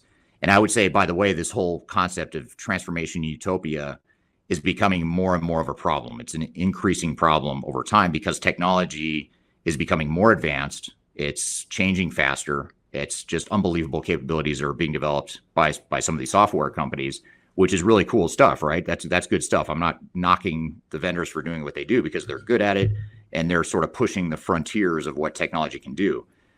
But the problem is, organizations where they are today is very different than where technology is. And so that chasm between where we are today and where technology is, that's only growing. And I suspect that's only going to grow over time, because it's just a fact of life that organizations and people generally change a lot slower than technology. So you can see that over time that divide will increase and magnify over time. So what we see in this whole concept of utopia, in this unrealistic utopia, is that there's a flawed perception that the transformation is going to be easy, it's going to be cheap, it's going to be fast, because we're using commercial off-the-shelf software. The vendors are telling us that technology is the best thing since sliced bread, and that's just not true. And so you sort of that whole idea of being enamored by technology, and combined with the fact that the vendors are aggressively selling the technology, oftentimes leads to this unrealistic expectation that the transformation is going to be easy. There's also an expectation that the technology is a silver bullet. So they think that by putting in technology, it's going to solve their business problems. And technology certainly is a tool and an enabler to solve the business problems, but it's only one piece of the overall puzzle. You also have to improve your processes. You have to change your culture, change your people, your organizational design. Your leadership oftentimes has to change and create a clear, aligned vision for where they want to go as an organization. So there's a lot more to it that I would argue is actually more important than the technology piece. When you look at the people, the process, and the overall strategy pieces of transformation and change, those components are a lot more important than the technology itself. Organizations typically underestimate the magnitude of risk and change, oftentimes because they don't know. They don't go through these major transformations that often, or they think that going through a massive, let's just call it an ERP rollout or some sort of modern digital transformation, they'll think that that's just like back in 98 when they switched over to Windows 98. It's how hard can it be? We're just going to roll out a new desktop operating system. It's an IT thing. Let's not worry too much about it. Well, technology is a lot different today than it was back when Windows 98 was rolled out in that example. This technology is fundamentally transforming how businesses operate. And so with that disruption, if you will, in what could be a good way, you need to also mitigate that risk and make sure that you're managing the entire transformation accordingly. And that includes addressing the human component of transformation, which 25 years into my career, I haven't seen the needle move a whole lot in terms of organizational and leadership focus on or prioritization on the human component of transformation. The ones that are more successful certainly do. The clients we work with that are most successful are the ones that understand and recognize that the change is going to be difficult, even if they think on the surface that their employees are all on board and they're all excited for new technologies. They don't fall for that. They know that even though people are on board and excited, there are going to be underlying fundamental resistances to change because of the magnitude that organizations are changing in today's day and age. And then finally, but certainly not least, organizational misalignment is a big reason why companies fail to achieve this transformation utopia. They're not rowing in the same direction. They haven't clearly articulated their goals and objectives as an organization. And they certainly haven't articulated clearly how this transformation ties into and supports and enables their overall transformation as well. So these are some of the challenges and some of the roadblocks and barriers that organizations oftentimes face as it relates to transformation utopia. And by the way, before I jump into this next segment, I encourage you to ask any questions you have along the way. I didn't mention that before, but I typically don't like presenting for 50 minutes straight. So I'd love any sort of interruption via questions. So if you do have questions, feel free to drop those in the chat and I'll have Kyler jump in and ping me with any questions that look particularly interesting, either as we go and or at the end. I can't see the chat right now because of I'm sharing my entire screen, so I'm keeping the PowerPoint up here. But certainly let me know if you have any questions, and Kyler can ping me with those. So I've talked a little bit about that transformation utopia. What's sort of the problem statement, the context, the lay of the land of why organizations struggle with change and why that struggle with change and why that magnitude of change is becoming even more apparent and more common here today, and why that divide is growing even more today. But now I want to shift gears and talk about some of the common transformation challenges that we face in the 2020s and beyond, and how do we navigate those common challenges that tie back to those problem statements that I laid out just a moment ago. So when we look at transformation success versus failure, I mentioned before that the companies that don't reach the third stage of success share a common set of characteristics or traits, and the organizations that do reach the third stage of success share another set of common characteristics and strengths. And so I feel like as having done this for so long, if you tell me what an organization is or isn't doing, and if I were a betting person, which I'm not, I absolutely cannot stand to bet. I don't go to Vegas or bet money. But if I did, I could feel pretty confident that I'm going to bet on, I can tell whether or not an organization is going to succeed or fail based on some of these common characteristics. So some of those characteristics include, on the failure side, some of the things we've talked about: overambition of scope, unrealistic and over optimistic time and cost expectations. And I'm going to stop and just talk about that first bullet on the failure side just for a moment, because that's such an important one that it is actually a root cause for a lot of the other things that you see listed down below. And the reason for that is when there's a common dynamic in a transformation where you've got a clearly defined problem statement that let's just say our technology is outdated. Vendors not supporting our product, or we're still running on a mainframe AS400 system and it's time for us to get with the times. Whatever it is, there's some sort of problem that you're trying to fix with your transformation. And oftentimes, most organizations we work with are pretty well aligned around that. They all sort of understand and agree with and align with that problem statement. So there's a certain amount of optimism that comes with that. People are on board. They've got that burning platform that they want to change. They want to get rid of that old system and move to something new. So on the surface, it looks like our organization is totally aligned. We're all on board, and resistance to change probably isn't going to be a huge issue because everyone seems to be on board. So it creates this false expectation that, well, everyone's on board, so this isn't going to be difficult for us. They all want new technology, so let's put in some new technology, and they're gonna love it. And you combine that with the optimism and the excitement and the momentum that gets built when people actually start seeing what the new technologies could potentially do. And so it creates this general excitement, this momentum in the project, which is great. You want to harness that momentum. But what ends up happening on the dark side of that momentum and excitement and optimism is that people then start to think that this is going to be easier, or a lot easier than it really is going to be. And so when it comes time for us to go through the implementation planning process, the procurement process of new technologies, the way we structure the project, where we invest our time and money, many organizations find that they have underestimated across the board how much time and effort and cost it's going to take. So that unrealistic expectation is a very real and common dynamic that actually leads to a lot of these failures, that these other failure points listed here in front of you.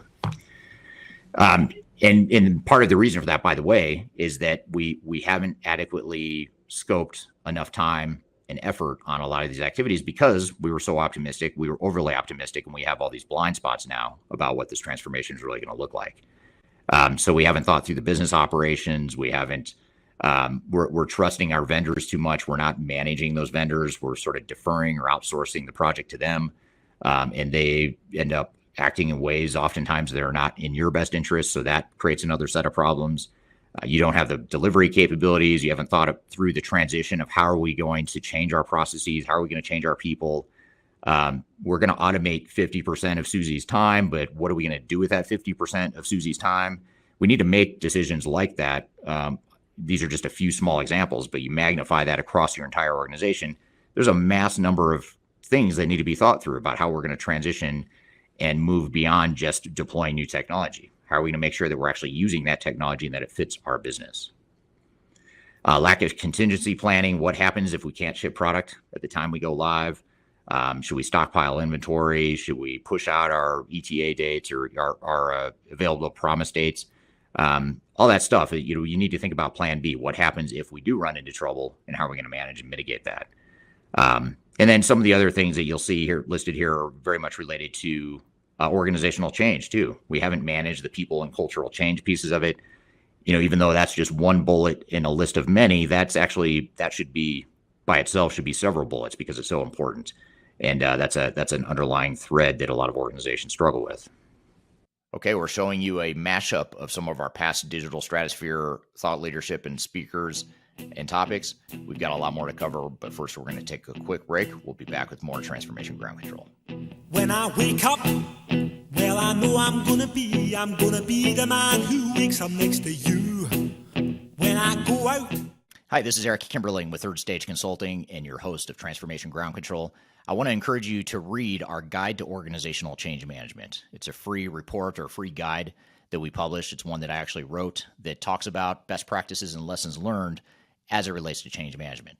So as you know, on this podcast, we cover a lot of stuff related to the human sides of change, organizational change management, including training, communications, org design, all kinds of stuff as it relates to change management. So if you're trying to learn more about change management, or you're looking for more direction and ideas on how to get started on your change management strategy and your overall journey, be sure to check out this guide. You can read it by scanning the QR code on the screen in front of you, or in the links below for this particular podcast episode. You can find a link to take you to the page that'll allow you to register to go ahead and download that and read it for free. So be sure to check it out. It's the Guide to Organizational Change Management, written by yours truly. I hope you enjoy it. Let me know what you think, and hope you enjoy the rest of this episode.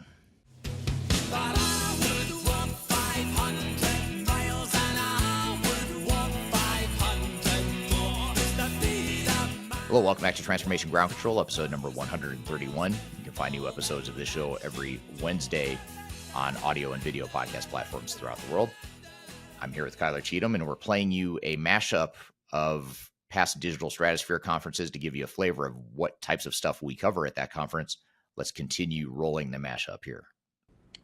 Now, when we flip the coin here and look at what are the common patterns we see with organizations that succeed, we see that these are the organizations that get experienced practitioners into key leadership positions. So people that have either been through transformations in the past, they've successfully led some sort of transformation, even if it's not at ERP or CRM or HCM or digital transformation, but some sort of massive change.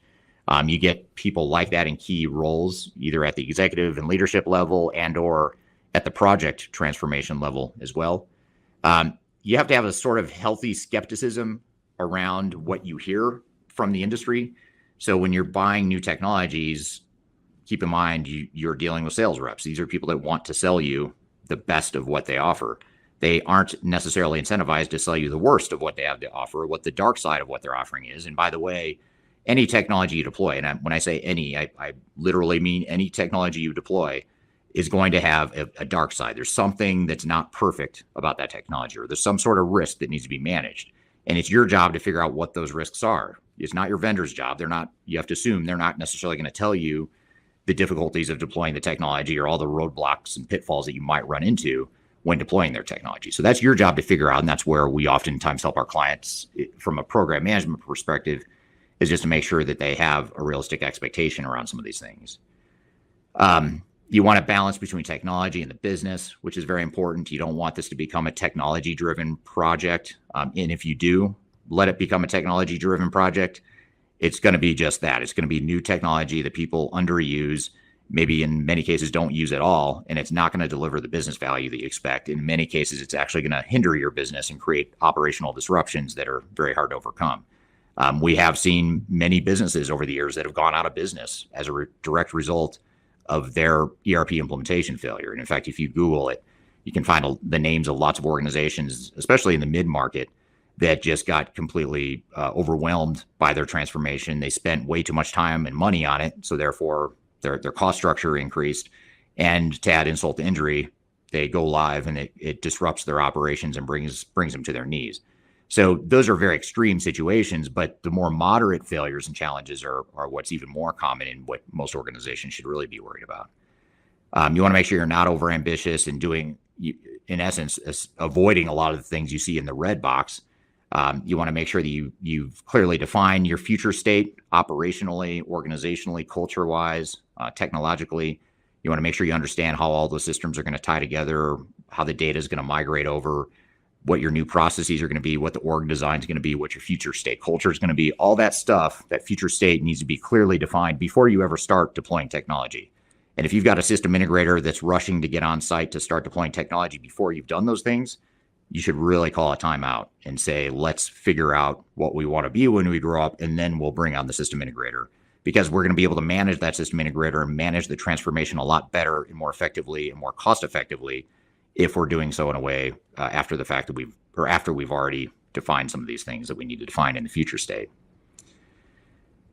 And I won't cover all the rest of these here. I'll let you read through them, but those are some of the major points I wanted to cherry pick from the success side of the equation, is making sure that you are following more of the best practices and things that you see on the right side in the green box than those on the left, on the red side. The things in red are the things you really want to avoid and be aware of and watch the tendency to want to gravitate back towards that red side of the box. Because when left to their own devices, humans, if we don't have a clear governance structure and a clear vision for what we're doing for this transformation, we're going to drift towards the red box on the left. That's just human nature. And that's that gravity I was talking about in that third stage rocket launch analogy.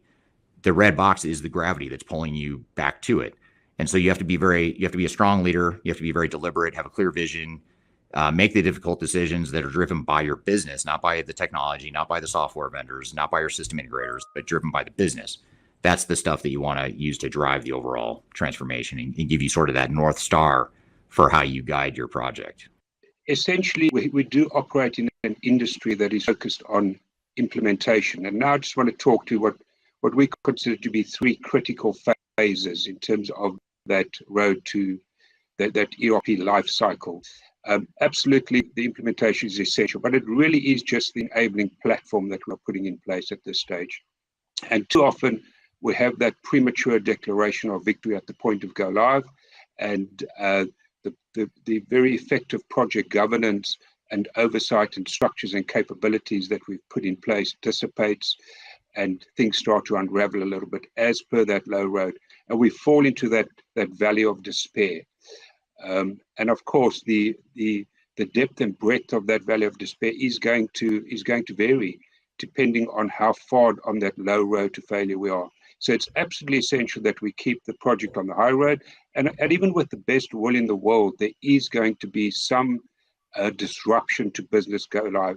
Even if we do manage to stay on the high road to success, and we avoid these common pitfalls, those 5 pitfalls that are defined on the low road to failure, even if we do avoid them, there's going to be some disruption. We are going, to some extent, we are going to the valley of despair, but hopefully it is short-lived and we are quickly able to come out of it. And I think from a governance and tracking perspective, we're able to quickly come out of it and track the extent and understand whether we are on an upward curve on the way to that third phase of optimization. So I think that's the first thing that we need to recognize. Your digital transformation or ERP program is going to follow one of these 2 roads to some extent. And very important that we understand on which route, on which road we are at any point in time, and very important to understand when we are moving from stabilization to optimization, because one cannot jump from implementation to optimization without stabilizing the solution first. We cannot achieve benefit of an unstable platform. So it's fundamentally important that we're able to track this journey and understand which road we're on. So I did want to just explain that the ERP lifecycle before we can actually understand what the executive's role is in ensuring that we stay on the high road and avoid the low road, and that and most importantly that we avoid or we spend as little time as possible in that valley of despair. Great. So first point, we have to take a view of a digital transformation or ERP project from business case to business benefit. Too often these projects default to a technology project, which is all about the implementation.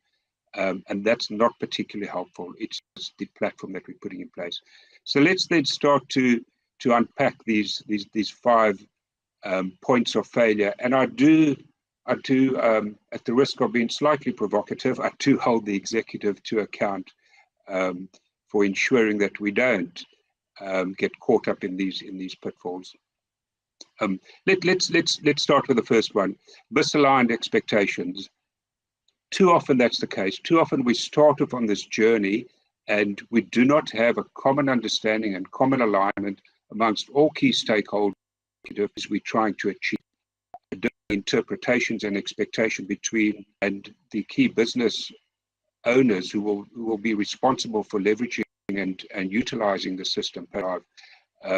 We often have a technology approach from the IT function and an expectation of very often immediate benefits post-go-live, not even having to go through this period of stabilization and improved user adoption support before we get some indication that those benefits are starting to occur. So if one looks at the different stakeholder groups, even beyond the executive, I think one first needs to ensure that the executive understand why we're doing this. And in my view, there's no good reason to do an ERP or digital transformation project without improving business performance, without contributing to improve business performance, whether that's bringing about new business capabilities or operational excellence or cost efficiencies, regulatory compliance, real-time visibility of information, whatever the case may be. We do need to ensure that as a unit, that executive understands where we're going with this, and how we will measure success. So what constitutes success? What are the key criteria? And my colleague Dom spoke a little bit about that in the previous session. But what are those key metrics that will inform success? And probably equally important, what are the key metrics that will inform failure? How do we know when we're on that low road? How do we know that when we're starting to take a dip on that low road?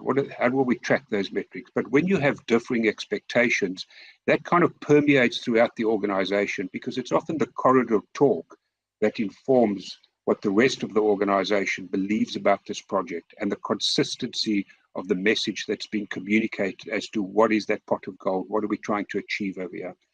And of course, then you throw the SI into the mix, the systems integrator, the solution provider, perhaps some other third-party integration or vendors or other institutions ecosystem partners you may do business with, and you have a very diverse group of stakeholders who want something different out of this project. Of course, there's a high dependency on the SI depending on how one structures the delivery model.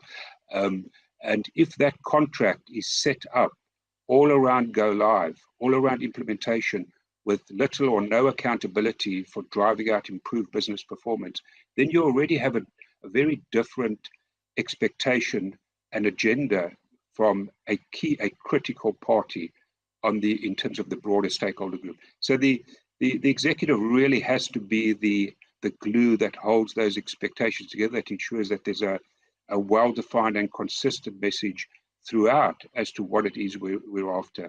And of course, that doesn't just that's not just relevant at the start of the ERP life cycle. When we, as an example, get into the design phase, or understanding what the current pain points are and how we will address that in the 2B design, or what new capabilities will be launched in order to drive improved revenue, we need to continue to reinforce those messages, because with the best will in the world, the project is going to default back to a technology project, because that is frankly just the industry that we operate in, and that is our SI contracts or scope. They do not define the expected business benefits. They define the technologies to be deployed, and everything and all reports and the narrative on the project is from a technology perspective rather than from an improved business benefit perspective. So let me just perhaps pause there after point one, Carla, and perhaps if there are, I can't see the questions at this point, but perhaps there are a few questions that we need to respond to. Yes. So just a reminder, you can pop your questions in any chat that you are actually joining in via the comments. So we have a great question here from one of our LinkedIn viewers.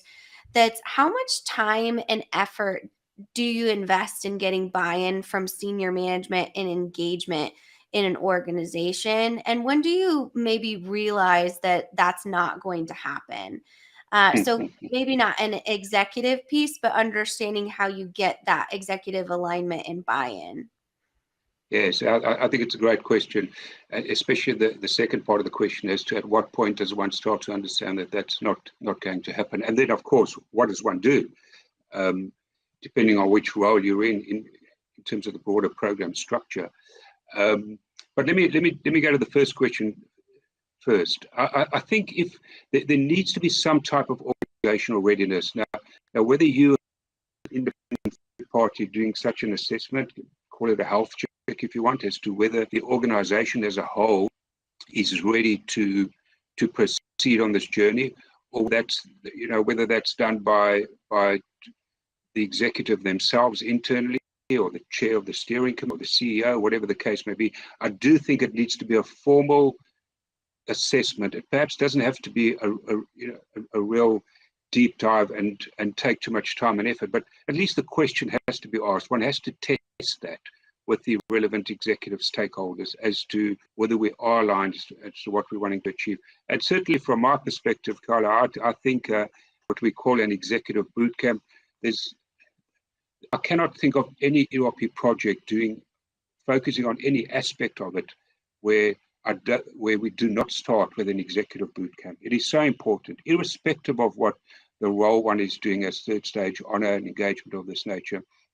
It is fundamentally important that we just check where are things at, because if there are very divergent views, or there are people who want this and people who don't want this sitting on the executive, with organizational dynamics, it does disrupt that balance of the dynamic within the organization, commonly called company politics. But absolutely, it does change that dynamic, and it impacts different executives in different ways, some favorably, some less favorably. Sometimes it's a threat, sometimes it's a great platform to move forward on. So I think having some type of formal assessment up front, very important. Doesn't have to be a long, in-depth process, but at least some type of facilitated workshop where we test the strength of the alignment and understanding. And then I think secondly, what does one do when you realize it's not there? Well, in my view, if we cannot get to that point, one has to consider, do we pause the project? Do we pause the project and unpack what are the underlying issues that are inhibiting the desired level of alignment? Because the end result is that one is going to go live and you're going to have differing views, and there's nothing worse than being at it for 2 or 3 years, spending tens of, and then getting to a point at the end where the executive have differing views on whether success has been achieved or not, and are interpreting it differently. There's nothing worse than that. So I think one has to consider, do we pause the project at this time and get the relevant stakeholders in a room and try and thrash this out? Okay, we're showing you a mashup of some of our past digital stratosphere thought leadership and speakers and topics.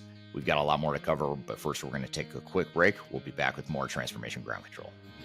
Could you whisper in my ear the things you want to feel? I'll give you anything. Interested in working for a company that truly values your unique skills and experience? Here at Third Stage, we don't hire based on resumes alone. We look at the full candidate, experience, and willingness to provide excellent service for our clients. Within a technology, independent, and agnostic consulting firm, you have the opportunity to learn across industries with a diverse group of clients. Our consultants also have the opportunity to diversify their portfolio and learn across technology systems. If you're interested in joining a high-growth entrepreneurial organization, please reach out to us at work@thirdstage-consulting.com.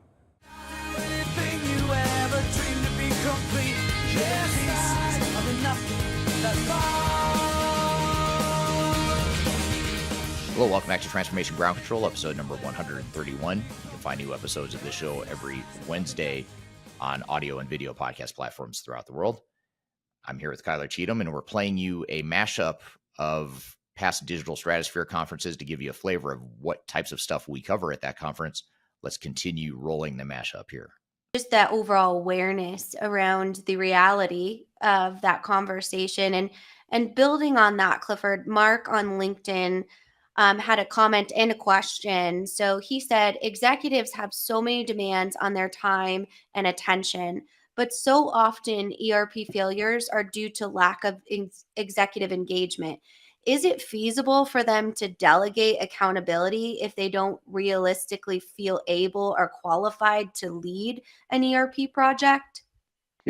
So my response to, because one hears this often, one hears it from end users when they need to test, business process owners when they need to be involved in design and sign it off, from executives when they need to sit in on steering committees and provide the necessary guidance and oversight. One hears often that, we're busy, we don't have time for a project.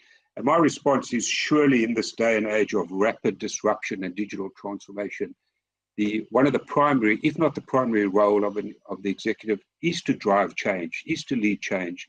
And one could even say to be a disrupting force within the executive layer of the organization. Surely it's not to maintain the status quo and do tomorrow as we've done yesterday. I mean, that's a path to failure, surely. That's a path to losing market share. One has to be able to continuously innovate and drive change. And that's what digital transformation is. It's we get caught up on the word digital, but it's about transformation. And as depicted on that high road and low road, that transformation is disruptive and it needs the executive guidance, but it hopefully takes you to a better place where you are able to continue staying relevant in the market, able to launch new products and services, deploy them in new ways, connect with new customers in different ways, etc., etc. So, to cut a long story short, I think it's a primary responsibility of an executive to guide and drive such change rather than to adopt a view that this is in addition to my day job. What's a reasonable negotiation? What can you ask for? What is unreasonable to ask for? What are they never going to give to you? Because again, the process is really a collaborative process where you come out with an agreement that really sets forth exactly what's going to happen, so that when something goes off the rails, you can sit back in your chair at your desk, pull out your contract, and say, no SAP, no Oracle. Here's exactly what you agreed to do, and this is exactly the process by which you're going to remedy that situation. That is ultimately the goal. Okay, so how do you get there, and what are you up against? Well, you're up against a variety of different issues. Let me get to the right slide here. I think without a doubt, your ERP implementation is going to take longer than expected. I think most of them do. It's going to cost more than you think it does. It is going to. It's going to exceed your budget. And unfortunately, I think most customers, most clients of mine, don't realize all the business benefits that they thought they were going to realize when they were sold the software, certainly, and during that implementation process. And I think you just have to understand also the scope and scale of the operational disruption that is going to take place. In the goal here today is how do you use the contract document, the contract negotiation process, to give yourself what I would call a dog in the fight, to minimize all of these issues from taking place. I don't think you can preclude them from taking place, but I think you can minimize the impact that they're going to have on your business, and utilize that contract in a way so that when these things do happen, you've got a remedy, a resolution, a path forward to mitigate the impact of some of these unexpected issues coming up. Now, I want to talk kind of as a springboard about a client of mine, LK Plastics. And I can't get into too many specifics of this particular case because it's all confidential. There was a settlement agreement reached with Oracle late last year, so I can't talk about the specifics. But I want to use it to talk about some of the generalities. I'll talk about some of the specifics. I'm not going to go into excessive detail, like I said, but what I will share with you is publicly available. You can go onto the court's website and pull the complaint and take a look at it. If anybody wants to have access to that document, they don't have access to Pacer and the like, I can certainly send that to you via email if you're really interested. So this situation, LK went on a search for a new software provider. I can't remember the provider they were, their legacy ERP system. I think actually it was Texas, which is maybe a second tier or third tier software provider. They were unhappy with the direction it was going. It was going to be sunsetted. So they went on a search for Oracle, or a new replacement rather. They settled on NetSuite, which is owned by Oracle. And they were very much sold, all the sizzle associated with the software, all the functionality that it can do, all the amazing things that this cloud product was capable of. They embark on an implementation project that has a number of issues that come up, pretty much similar to the issues that we just talked about. But lo and behold, they get to a point where they're starting to test the system, and the system can't process any transaction within the software for the customer, for the client, at a rate faster than something like 15 seconds. It was shocking. So while 15 seconds for a processing time may not seem significant, I mean, if you think about it, if you hit send on an email, right, and it takes 15 seconds to send, or you hit save on a Word document, these are the applications I use on a regular basis, right, as a lawyer. It takes 15 seconds to send. that's going to be problematic. And in a scenario where you're processing, hundreds of thousands potentially of orders or even hundreds of orders every day, and you multiply that by 15 seconds, I mean, that can have a very, significant impact on your business, right? I mean, it could potentially take you down. So you've got to remedy that situation. So here in this situation, certainly, the client goes to Oracle and says, hey, well, you've got to fix this. And Oracle says, okay, well, we'll try to get that processing time down. They go through some iterations. It gets to a point where, they do bring down the processing time, but it's never something that, in our client's view was suitable for modern commercial needs, right? So, what does that mean? I mean, I think, here, I think when you go into these implementation scenarios, and the reason why they can fail is you can have there's going to be a resistance to change. And I was listening to the last presenters, and they talked about change management. And I think that kind of carries over to this as well, but it's a little bit different, right? I mean, this is a fundamental aspect of the software that is not working the way it was represented to work, or it doesn't work in a way that actually supports your business in a way that allows you to continue to conduct business in an efficient manner. That's a problem. That's not you being unwilling to change, I would argue, right? But I think certainly your ERP project can fail to the extent that you're not willing to adopt the way that software, the business flows in that software, right? There's going to have to be some kind of modification or change in the way that you do business to adapt to that software product. Now, I will sometimes have clients, and in this case, this is not that scenario, where they're so unwilling to change. What they want is to make massive modifications and customizations to the underlying software so that it essentially functions the same way as their legacy system, which to me doesn't make any sense. Okay. First of all, that is going to cause massive disruption in the implementation. You're not going to get the business benefits associated with the modern technology that you're supposedly implementing for those benefits. You're trying to replicate, in most cases, a 10-year-old system. That is a recipe for disaster. And I think from a contracting perspective, you've got to have an understanding of what the scope is, what your business objectives are, and we'll talk about all these things in more detail in a little bit. But you've got to have a really clear laser focus on what you are getting out of the software, what you want it to address, and really why you're implementing ERP software in the first place. Choosing the right integrator, certainly it's important, but it's not. It may not make or break the situation. I think in this particular case where you have, a piece of functionality that just doesn't work in the way that it was either represented or the way that you expected it to work, is a different vendor, a different integrator, implementer, consultant, are they going to be able to modify that in a way that addresses your particular scenario? Probably not. I think choosing the wrong integrator is going to have a substantive impact on your project in a real negative way. But choosing the right integrator is going to kind of keep you at status quo, I would say. I'm sure somebody's talked about this because it's talked about in seminars like this all the time, but executive misalignment can certainly kill your project, right? So, I think in LK's situation, they caught it early. There was executive involvement from,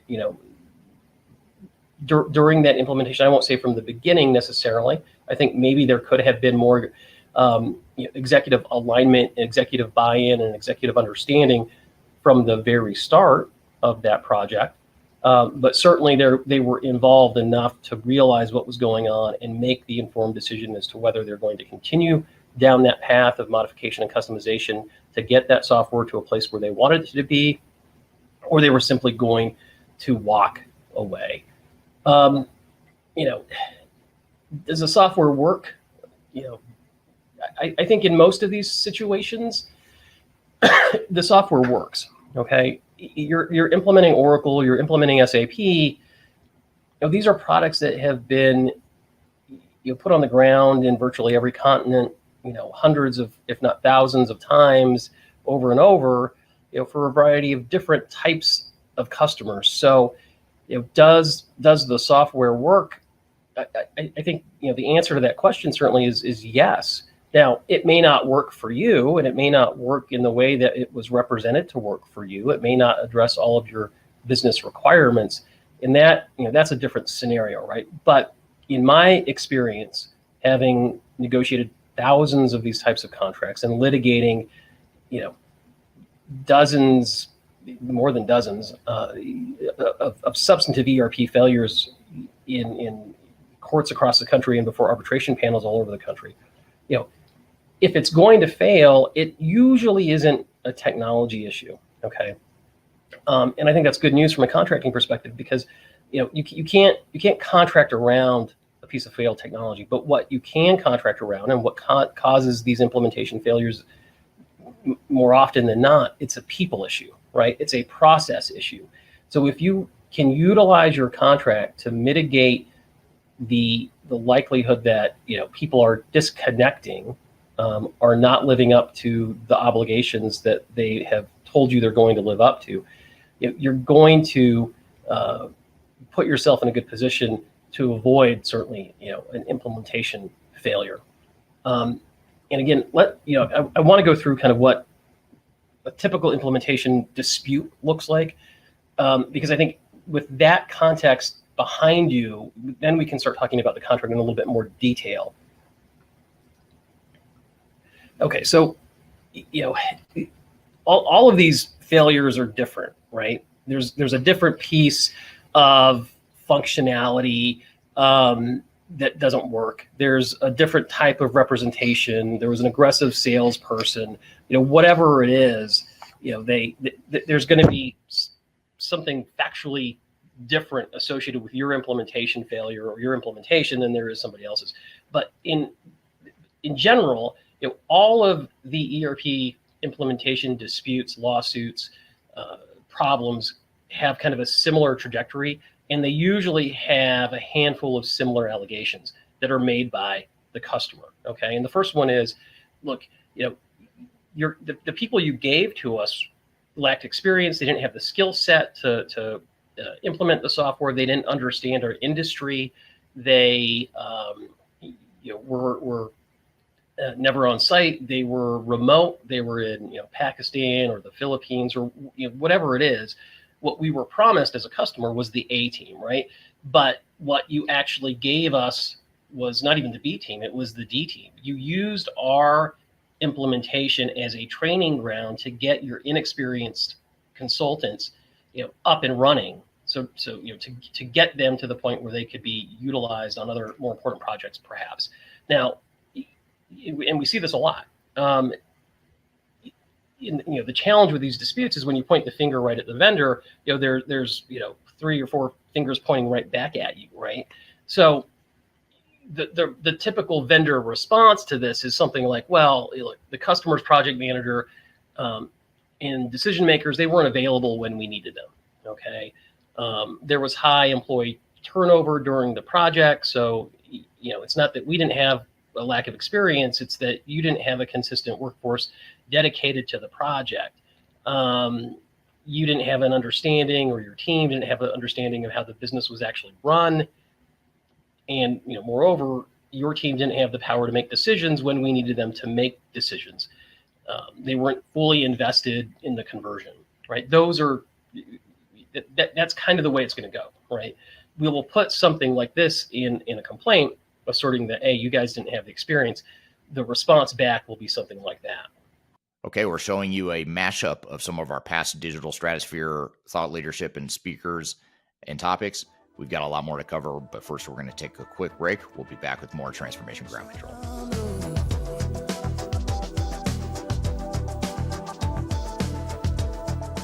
Are you looking to stay ahead of the curve in the ever-changing landscape of digital transformation? Then you need our newly released 2023 Digital Transformation Report.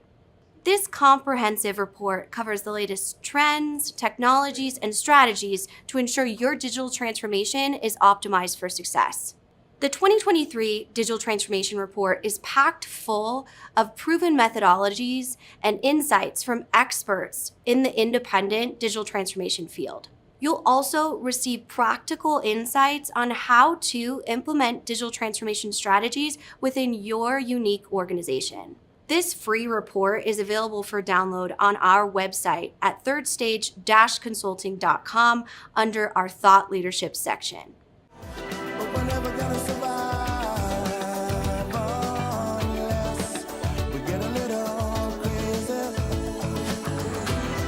Hello, welcome back to Transformation Ground Control, episode number 131. You can find new episodes of this show every Wednesday on audio and video podcast platforms throughout the world. I'm here with Kyler Cheatham, and we're playing you a mashup of past Digital Stratosphere conferences to give you a flavor of what types of stuff we cover at that conference. Let's continue rolling the mashup here.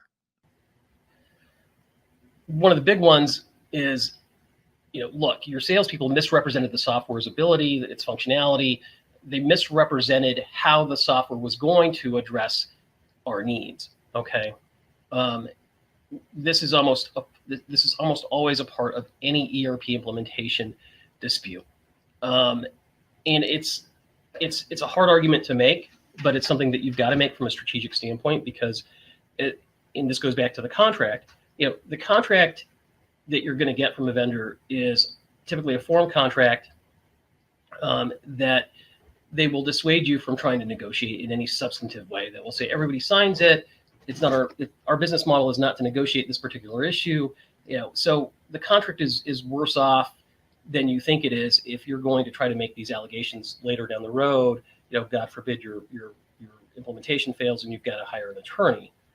And so the key here is you've got to get outside the four corners of that contract, and making an allegation of fraud or negligent misrepresentation is one of the best ways to do it, because all of those provisions in the contract that are not favorable to you, they all fall to the wayside. Okay, so this narrow limitation of liability, the narrow remedies that you're afforded, they all go away. And just by simply putting this type of an allegation in a complaint, in a demand for arbitration, whatever it is, in a letter, a demand letter, it's going to make their heads snap back, and they're going to understand that you know what you're doing, you're serious. But it's challenging. It's challenging for a variety of reasons to win on something like this, or to make this argument successfully. And primarily, they've got a lot of good answers for this. Okay, they're going to say, look, the software met the agreed upon acceptance type criteria. The software performed as warranted in the contract because it substantially complied with the documentation.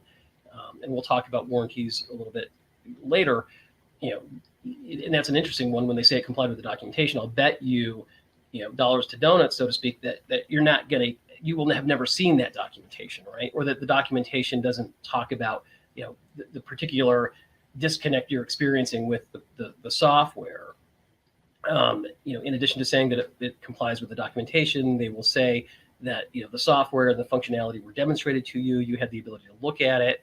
And then they'll say, that the software sales process was open, it was transparent, and your expectations are just unreasonable.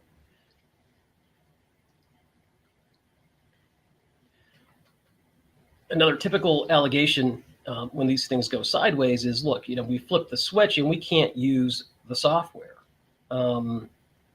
There's excessive processing times. We can't ship products. We have to have massive overtime for employees so that they can actually process transactions within the system. We can't comply with state or federal regulations. We're losing customers, whatever it is. It's a parade of horribles, right? We represented a few years ago in a very large tier 1 software implementation, a pet supplier, a supplier of pet products. Okay, a very large one that you're all probably familiar with. They flipped the switch, and all of a sudden they couldn't process their credit cards. They couldn't contact their customers. They had to get a call center to deal with all of the complaints. And ultimately what ended up happening is, because there were overcharges on credit cards, people actually called the police, and the police actually showed up at their corporate headquarters asking them what was going on. So this stuff is substantive and it's real. And again, I think the standard vendor response is the software works, right? You as a customer just failed to re-engineer your business processes, or you didn't implement organizational change so that you could actually use the system. You wanted this system to function the same way that your legacy system functioned. So that's the typical kind of back and forth that you would get with this one. So how do you avoid these things? Okay. And then, more importantly, let's talk about how you kind of can put these issues or address these issues within the contract itself, right? You've got to define clear project goals, right? What do you want out of the ERP system that you're implementing? Why do you want to implement the ERP system? You've got to identify and you've got to quantify opportunities for improvement in your current business state. I think what we will see sometimes is companies that just want to implement the latest and greatest technology. They've been on their legacy system for 10 years. They don't have an understanding of why they want to implement the software. It's just a technology thing. And if you're implementing an ERP system to get the latest and greatest technology, you're really going to do yourself a disservice, and you're setting yourself back. And I think you increase the likelihood of failure because you don't have a clearly defined goal. You're just chasing something. You have nothing that's measurable. You've got to define your business requirements, certainly, right? And ideally, those business requirements, to the extent you can, are going to be incorporated into the contract. I think it's critical that before you even evaluate, and certainly before you select a software system, you have to have an understanding of what your business requirements are. You need to focus on your current business processes, and clearly you've got to identify how those things can be improved. You've got to involve key employees, right, in the selection process, the implementation process. And I think one of the most important things is you've got to prioritize your deal breakers, and you can't make assumptions. In this LK scenario, they assumed that any modern software was going to be fit for modern commercial needs, and part and parcel to that would be that it would be fast, right? I mean, modern software is fast. That should be a given, right? But it's not, and you can't just make that type of assumption that the software is going to be fast enough for your business. You've got to understand, okay, the business today, we process transactions in 2 seconds, and any kind of replacement ERP software system needs to do that too, because if it doesn't, we're going to have an issue, which is what happened in the lawsuit that we talked about earlier.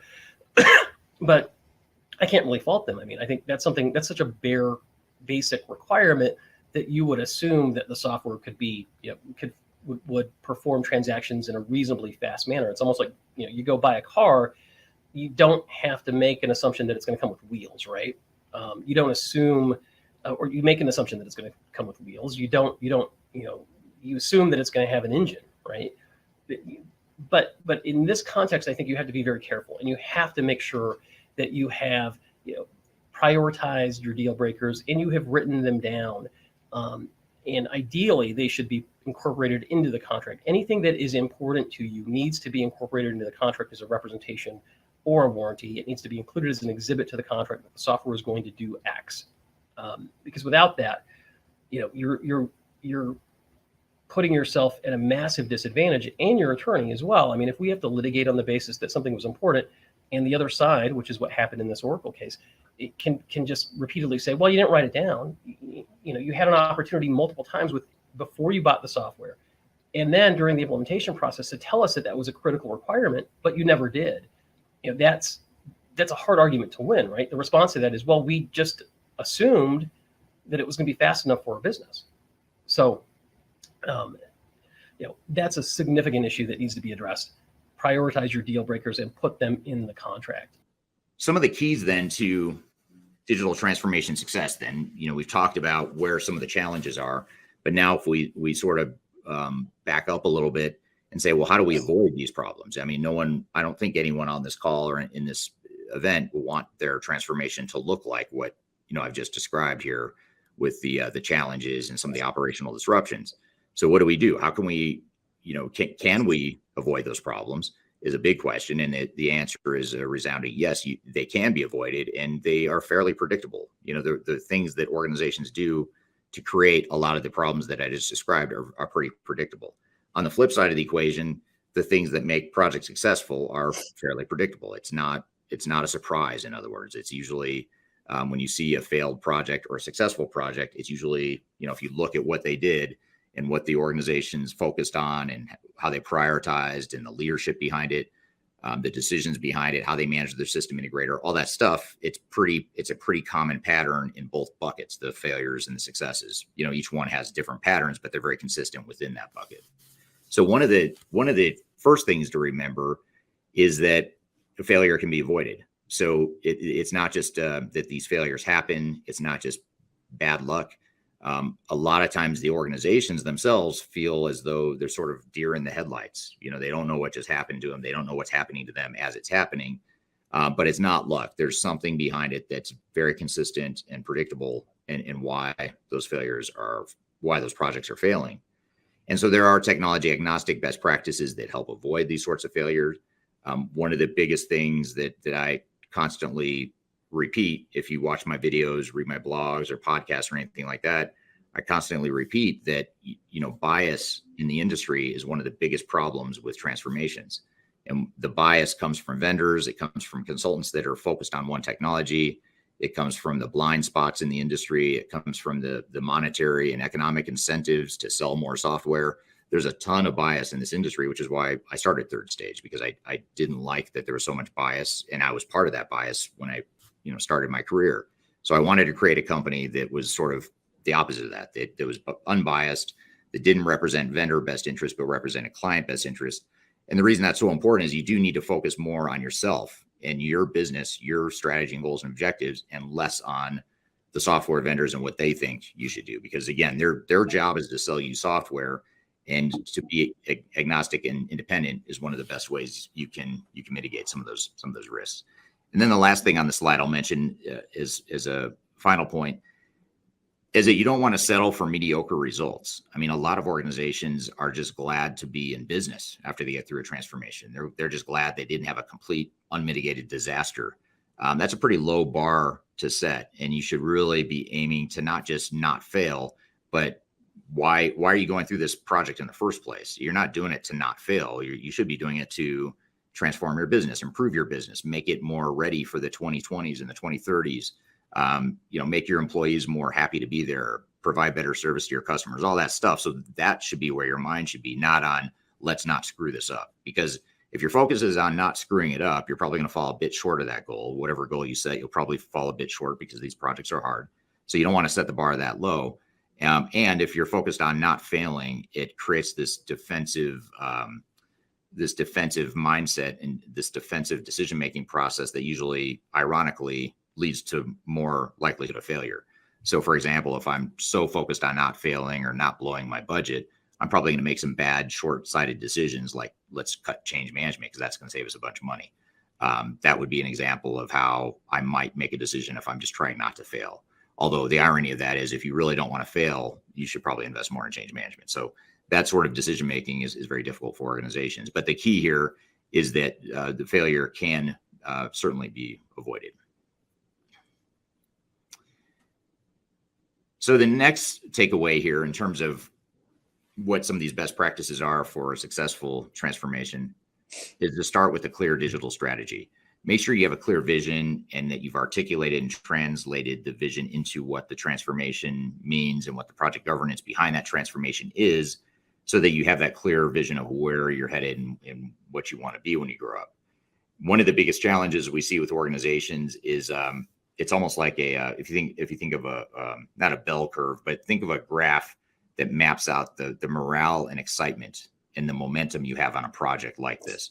Usually it's pretty moderate. Let's just say when you first start the initial exploration of new technologies, but as you get momentum in that project and the executive team and the board approves the budget to go evaluate potential systems and they create that internal alignment and focus on we're going to move forward with a new system replacement or digital transformation. What ends up happening is you create excitement and momentum and people get really excited, and then they start to see the technologies and the possibilities that could be within their organization. And they get really excited, and momentum's high, morale's high, right as you're selecting new software and you're getting ready to start the implementation. Unfortunately, that momentum peaks right there, right at the point where you decide on new technology and you get approval to move forward, you mobilize a team, everyone's excited. The minute you start facing headwinds and start stepping in landmines, the morale starts to drop. The excitement and momentum drops from its peak. And the reason I bring up this dynamic is it's at that point, at that peak point, is where a lot of organizations make bad decisions because they're so blinded by the optimism and the excitement that they don't think about, hey, maybe we should slow things down a bit and make sure we have a clear strategy and plan. And we've mobilized our resources, we've defined our business processes, and we started to take a look at our data. We have a clear data migration strategy. We have an organizational assessment, an organizational change strategy to address the unique organizational challenges that we're going to face during this transformation. They don't take the time to do all that stuff because they want to jump in and start implementing stuff because they're so excited. And then the vendors and the system integrators add fuel to that situation by saying, yeah, close the deal today and I'll give you a special deal that is a once in a lifetime deal. And you therefore sign the contracts, and all of a sudden you've got a million people, not a million, but you've got an army of consultants and a bunch of software that you're paying for starting on day one. And then it creates this whole domino effect now, a ripple effect of rushing towards an unclear goal and strategy. So you really want to make sure you've got that long-term strategy, the alignment, and that any decision you make along the way should be aligned with those longer-term goals and objectives and the blueprint and the parameters that you defined before you've ever started deploying technology.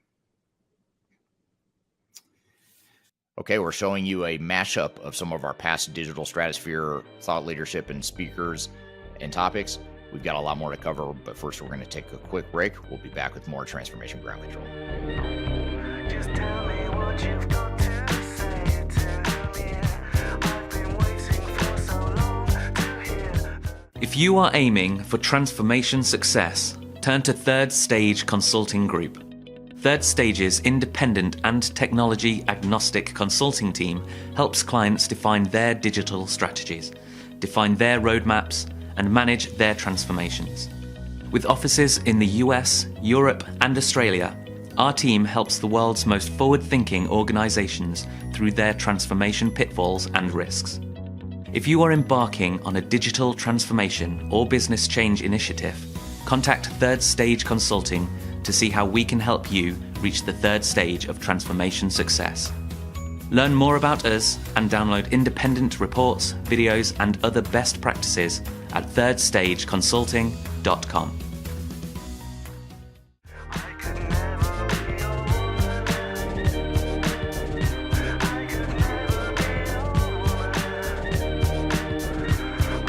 Hello, welcome back to Transformation Ground Control, episode number 131. You can find new episodes of this show every Wednesday on audio and video podcast platforms throughout the world.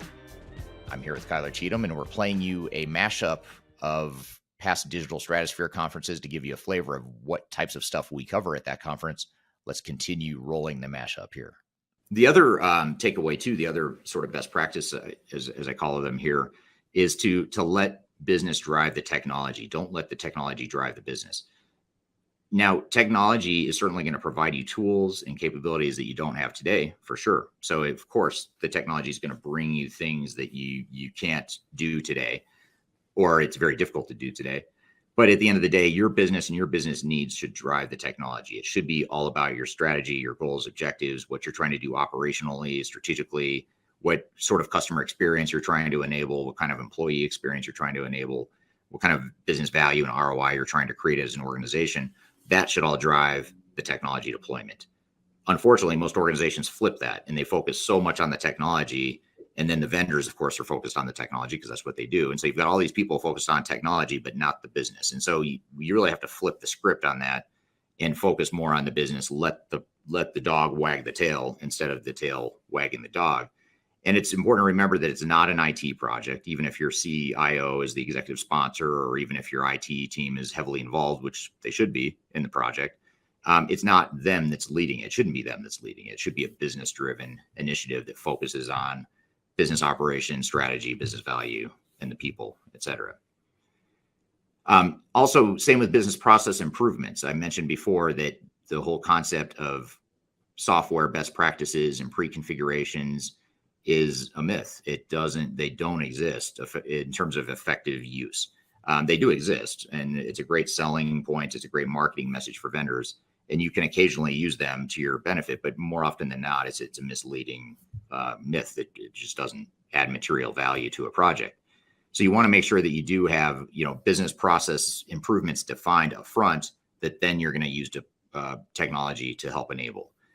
It's backwards it may seem counterintuitive to some, but it is backwards to assume that we're just going to deploy technology and the technology will give us the answer for what our process improvements are going to be. If you take that mindset, then what's going to happen is, again, the path of least resistance. The organization is going to deploy technology the way they've always used technology because that's what they know and that's what they want.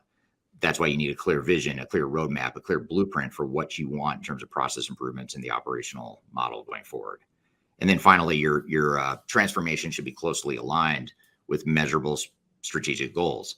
And sounds simple enough, but it's a common trap that organizations fall into, that they get so enamored by technology, but they can't necessarily articulate how that technology is going to drive measurable strategic goals and objectives. And if you can't connect the dots, then that's probably a good indicator that maybe you should think about not buying that technology or not deploying that technology. And so you want to make sure that you don't get too caught up, again, in all the buzzwords and hype around AI and predictive analytics and machine learning. That stuff's great, but it may or may not add value to your business. And so that's really the key, is to understand, where is this technology going to add value to our business? And if it doesn't, maybe we don't deploy that technology, or maybe we look at a third-party bolt-on for that part of the business, or maybe we just focus on improving the processes and standardizing some ways we do things and leveraging the technology we already have. That's okay too. So it's a matter of really having a clear vision of how the business will drive the technology and not the other way around. And another root cause of a lot of failure points and a lot of mistakes that happen in a project is this concept of unrealistic expectations.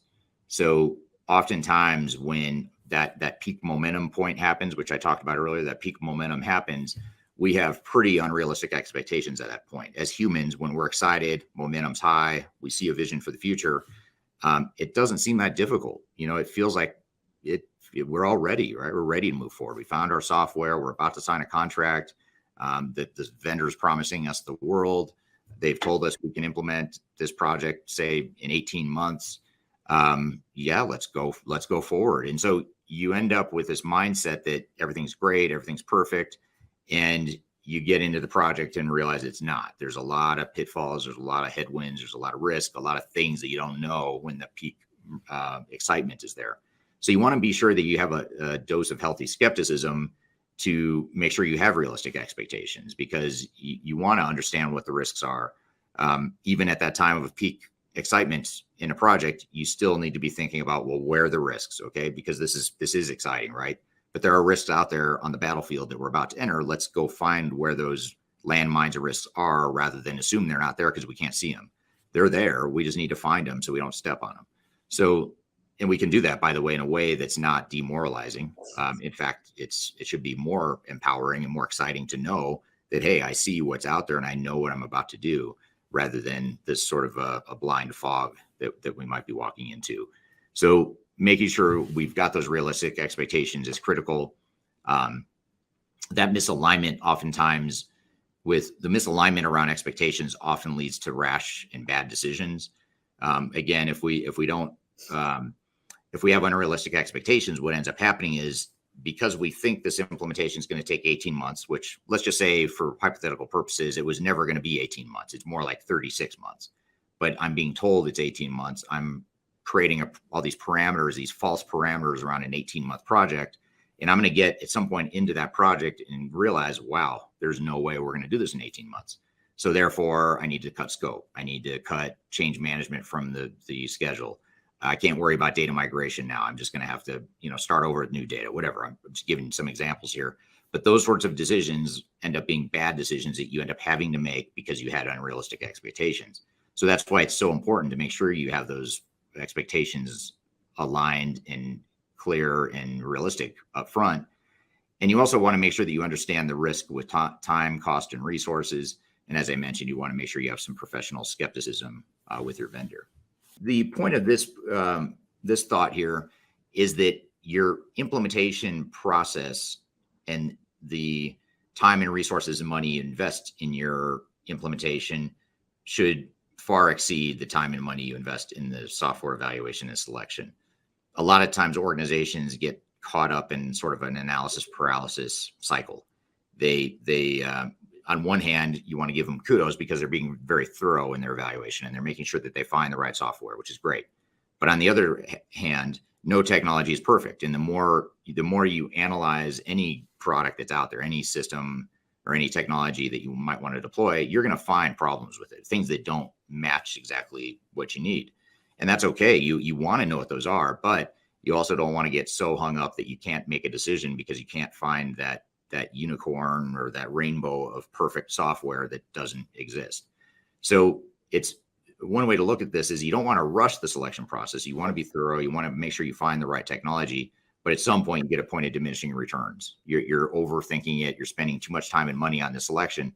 And the way you have to look at this is resources are limited. Every time or every hour of time and every dollar of budget you spend on the selection process is one less hour and one less dollar you can spend on the implementation. So the faster you can get to a good decision means that you can spend more time and money on the implementation, which is where the real challenge and where the real potential success comes from. So you want to make sure you've got that selection done in an objective, effective, fast way. And that's just as an example of a way we help our clients do that is we have a database that has 30,000 business requirements against close to 1,000 different systems in the marketplace. And so we can go and pull up any of those requirements to see which systems best handle those requirements. And it's a good objective way to provide objective data that sort of counterbalances the bias data you're going to get from your vendors and the demos and the RFP process. But it also speeds things up too. It's going to help us get to that short list and help us get to a decision faster because we have that tool set supporting us. So that's just one example of how you can be effective, speed things up, and focus more on the implementation.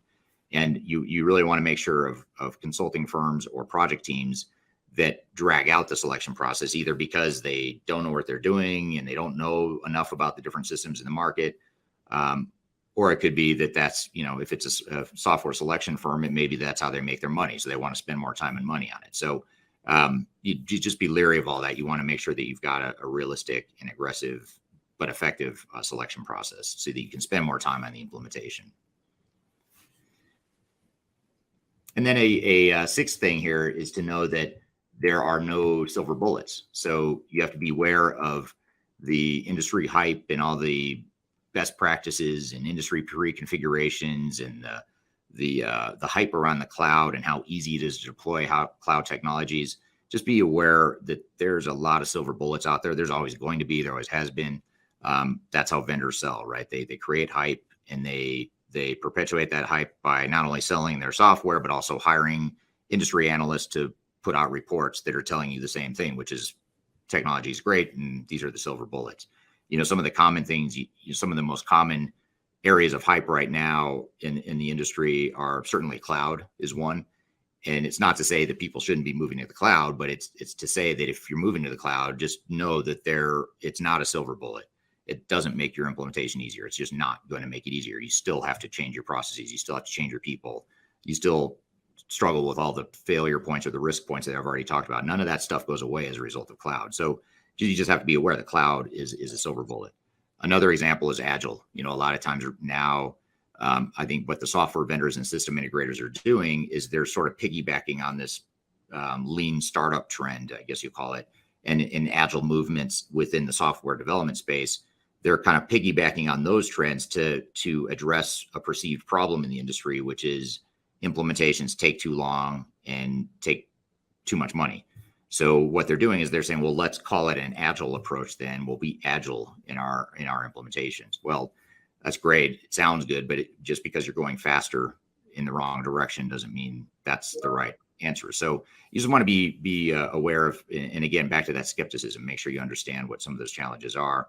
And I mentioned, anything that has to do with cookie cutter or fix all strategies, you want to be leery of whenever a vendor's telling you that this solves all your problems, because it's not going to solve them all. And the key takeaway here is that last bullet, which is that transformations are hard. So whether you're using an agile approach or deploying cloud technologies or pre-configured industry solutions, okay, maybe there's some benefit to that stuff, but at the end of the day, this is hard work. You've got to roll up your sleeves, change your processes, change your people, figure out how your systems and data are going to tie together. There's a lot of risk associated with a project like this. So none of that stuff goes away. You still have to do all that. So that's the risk of silver bullets, is it creates this false expectation that things are going to be easier than they really are.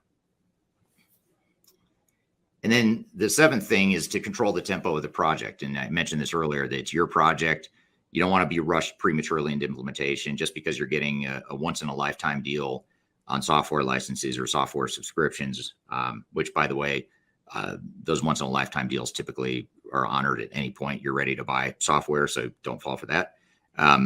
But there's a lot of reasons why organizations rush, and it's important to remember that it's always better. It's cheaper and faster to implement right the first time.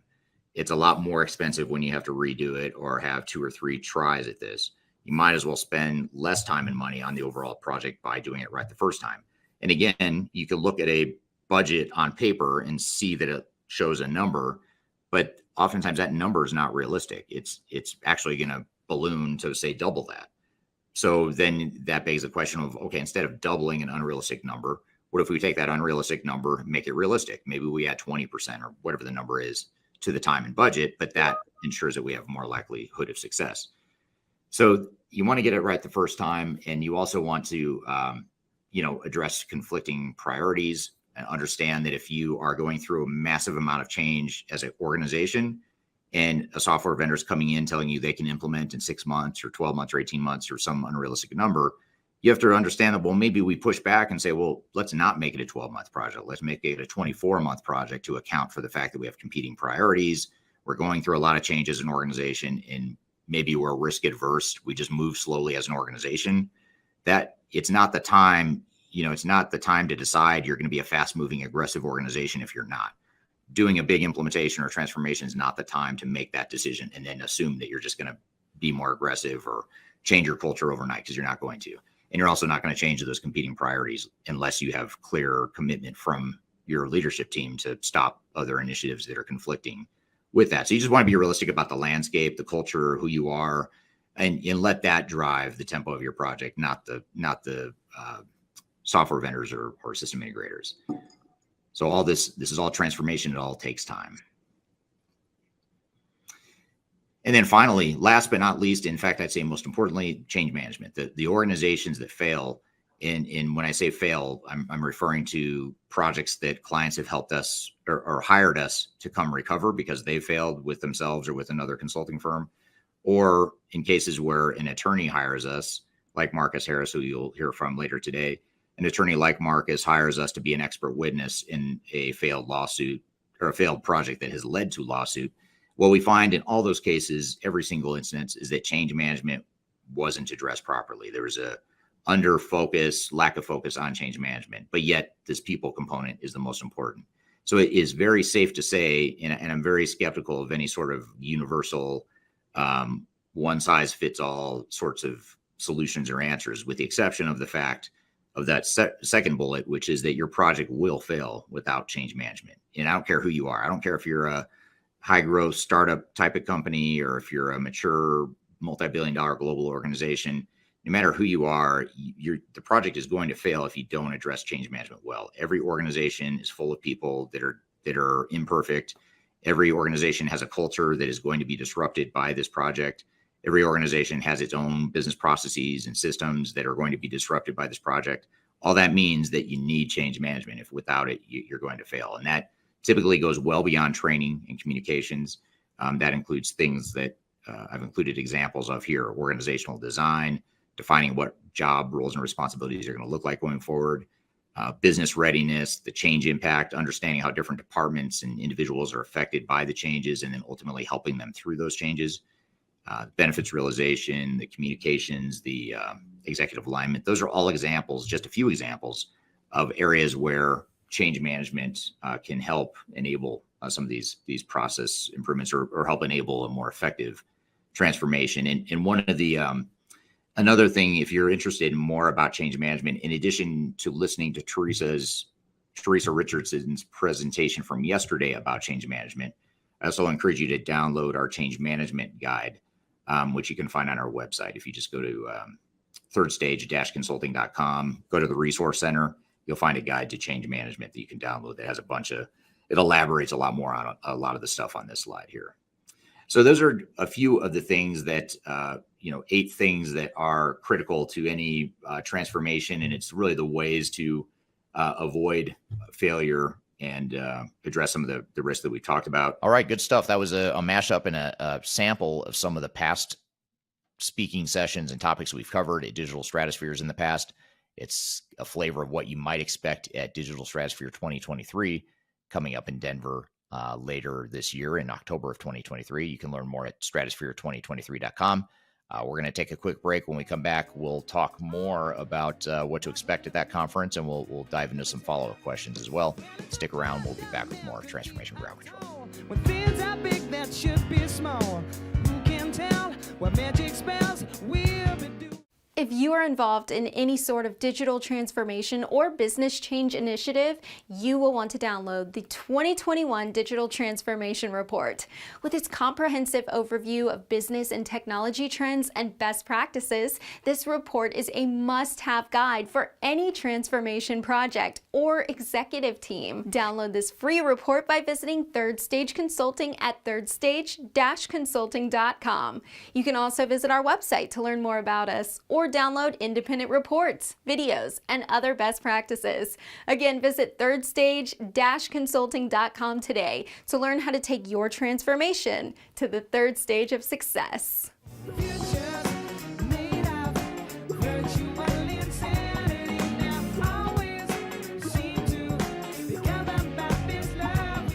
Hello, welcome back to Transformation Ground Control, episode number 131. My name is Eric Kimberling here with Kyler Cheatham. And Kyler, we just played, before the break, we played this mashup of past Digital Stratosphere speaking sessions.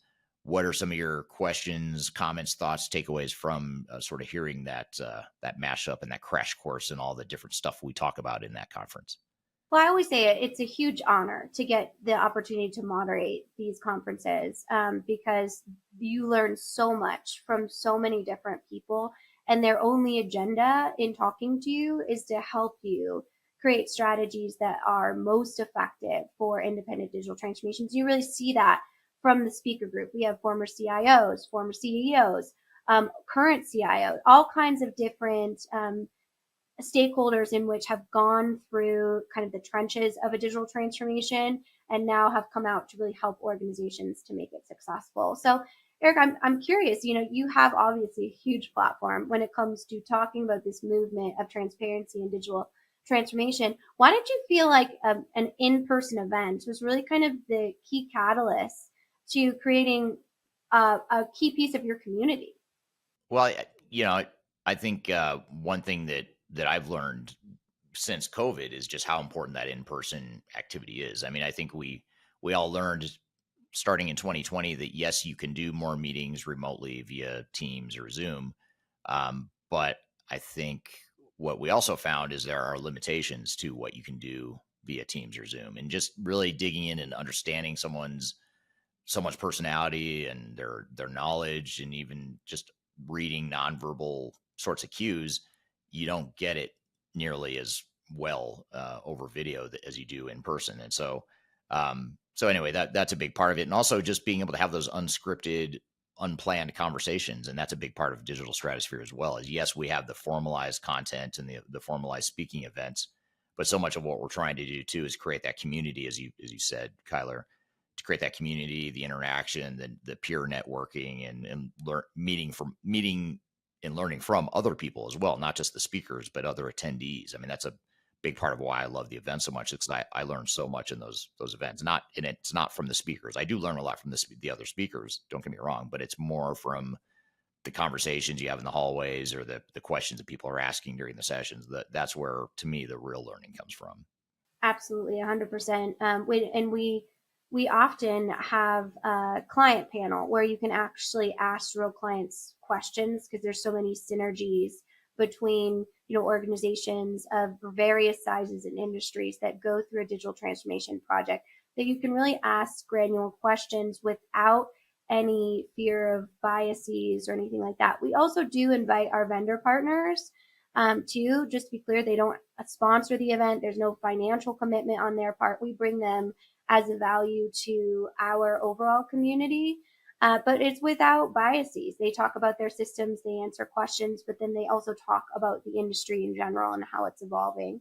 I think it's also super cool, and big thanks to Eric that he was able to open a VIP ticket this year. So if you do purchase the VIP ticket, you will be hanging with Eric for 3 whole days, and have the opportunity, to really ask him questions firsthand, as well as the executive team. I think that's also super cool, because you get on the 3rd day, you actually get a one-on-one session with our full executive team, which rarely is that an opportunity. So if you are thinking about a project, or you do want to ask specific questions, that's an amazing investment to kind of talk to key thought leaders within the space and understand what that means for your project. So as Eric mentioned, you can head over to stratosphere2023.com to see our sample agenda, our sponsors in there that bring great value as well, that are all technology independent and agnostic, as well as our early bird pricing, which is valid through August 15th. So definitely get in there and take advantage of that. I also, again, I'm just asking for a lot today from our audience. I'm making them work for it. Yeah, you are. But I know if there's specific content that you'd actually like to see at this conference, the agenda is still very flexible. So definitely pop that in the comments, and we'll work as hard as I can to bring that value to you as audience members. So definitely excited to host this year, and looking forward to seeing all of you there.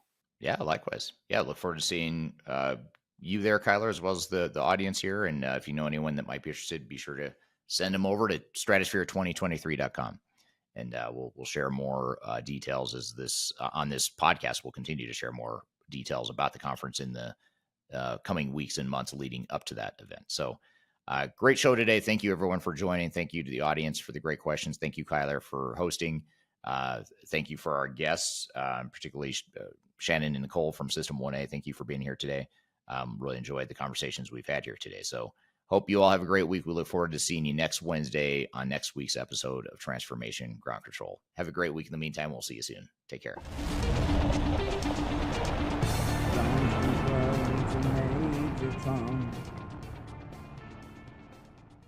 I'm the host for you today, as well as let's just start over, because that is just terrible. Try it again. Hello, welcome to the episode. Man, God, that's all right. Cassie has seen worse than this, so that's the good news. Oh, absolutely, definitely, from myself for sure. So.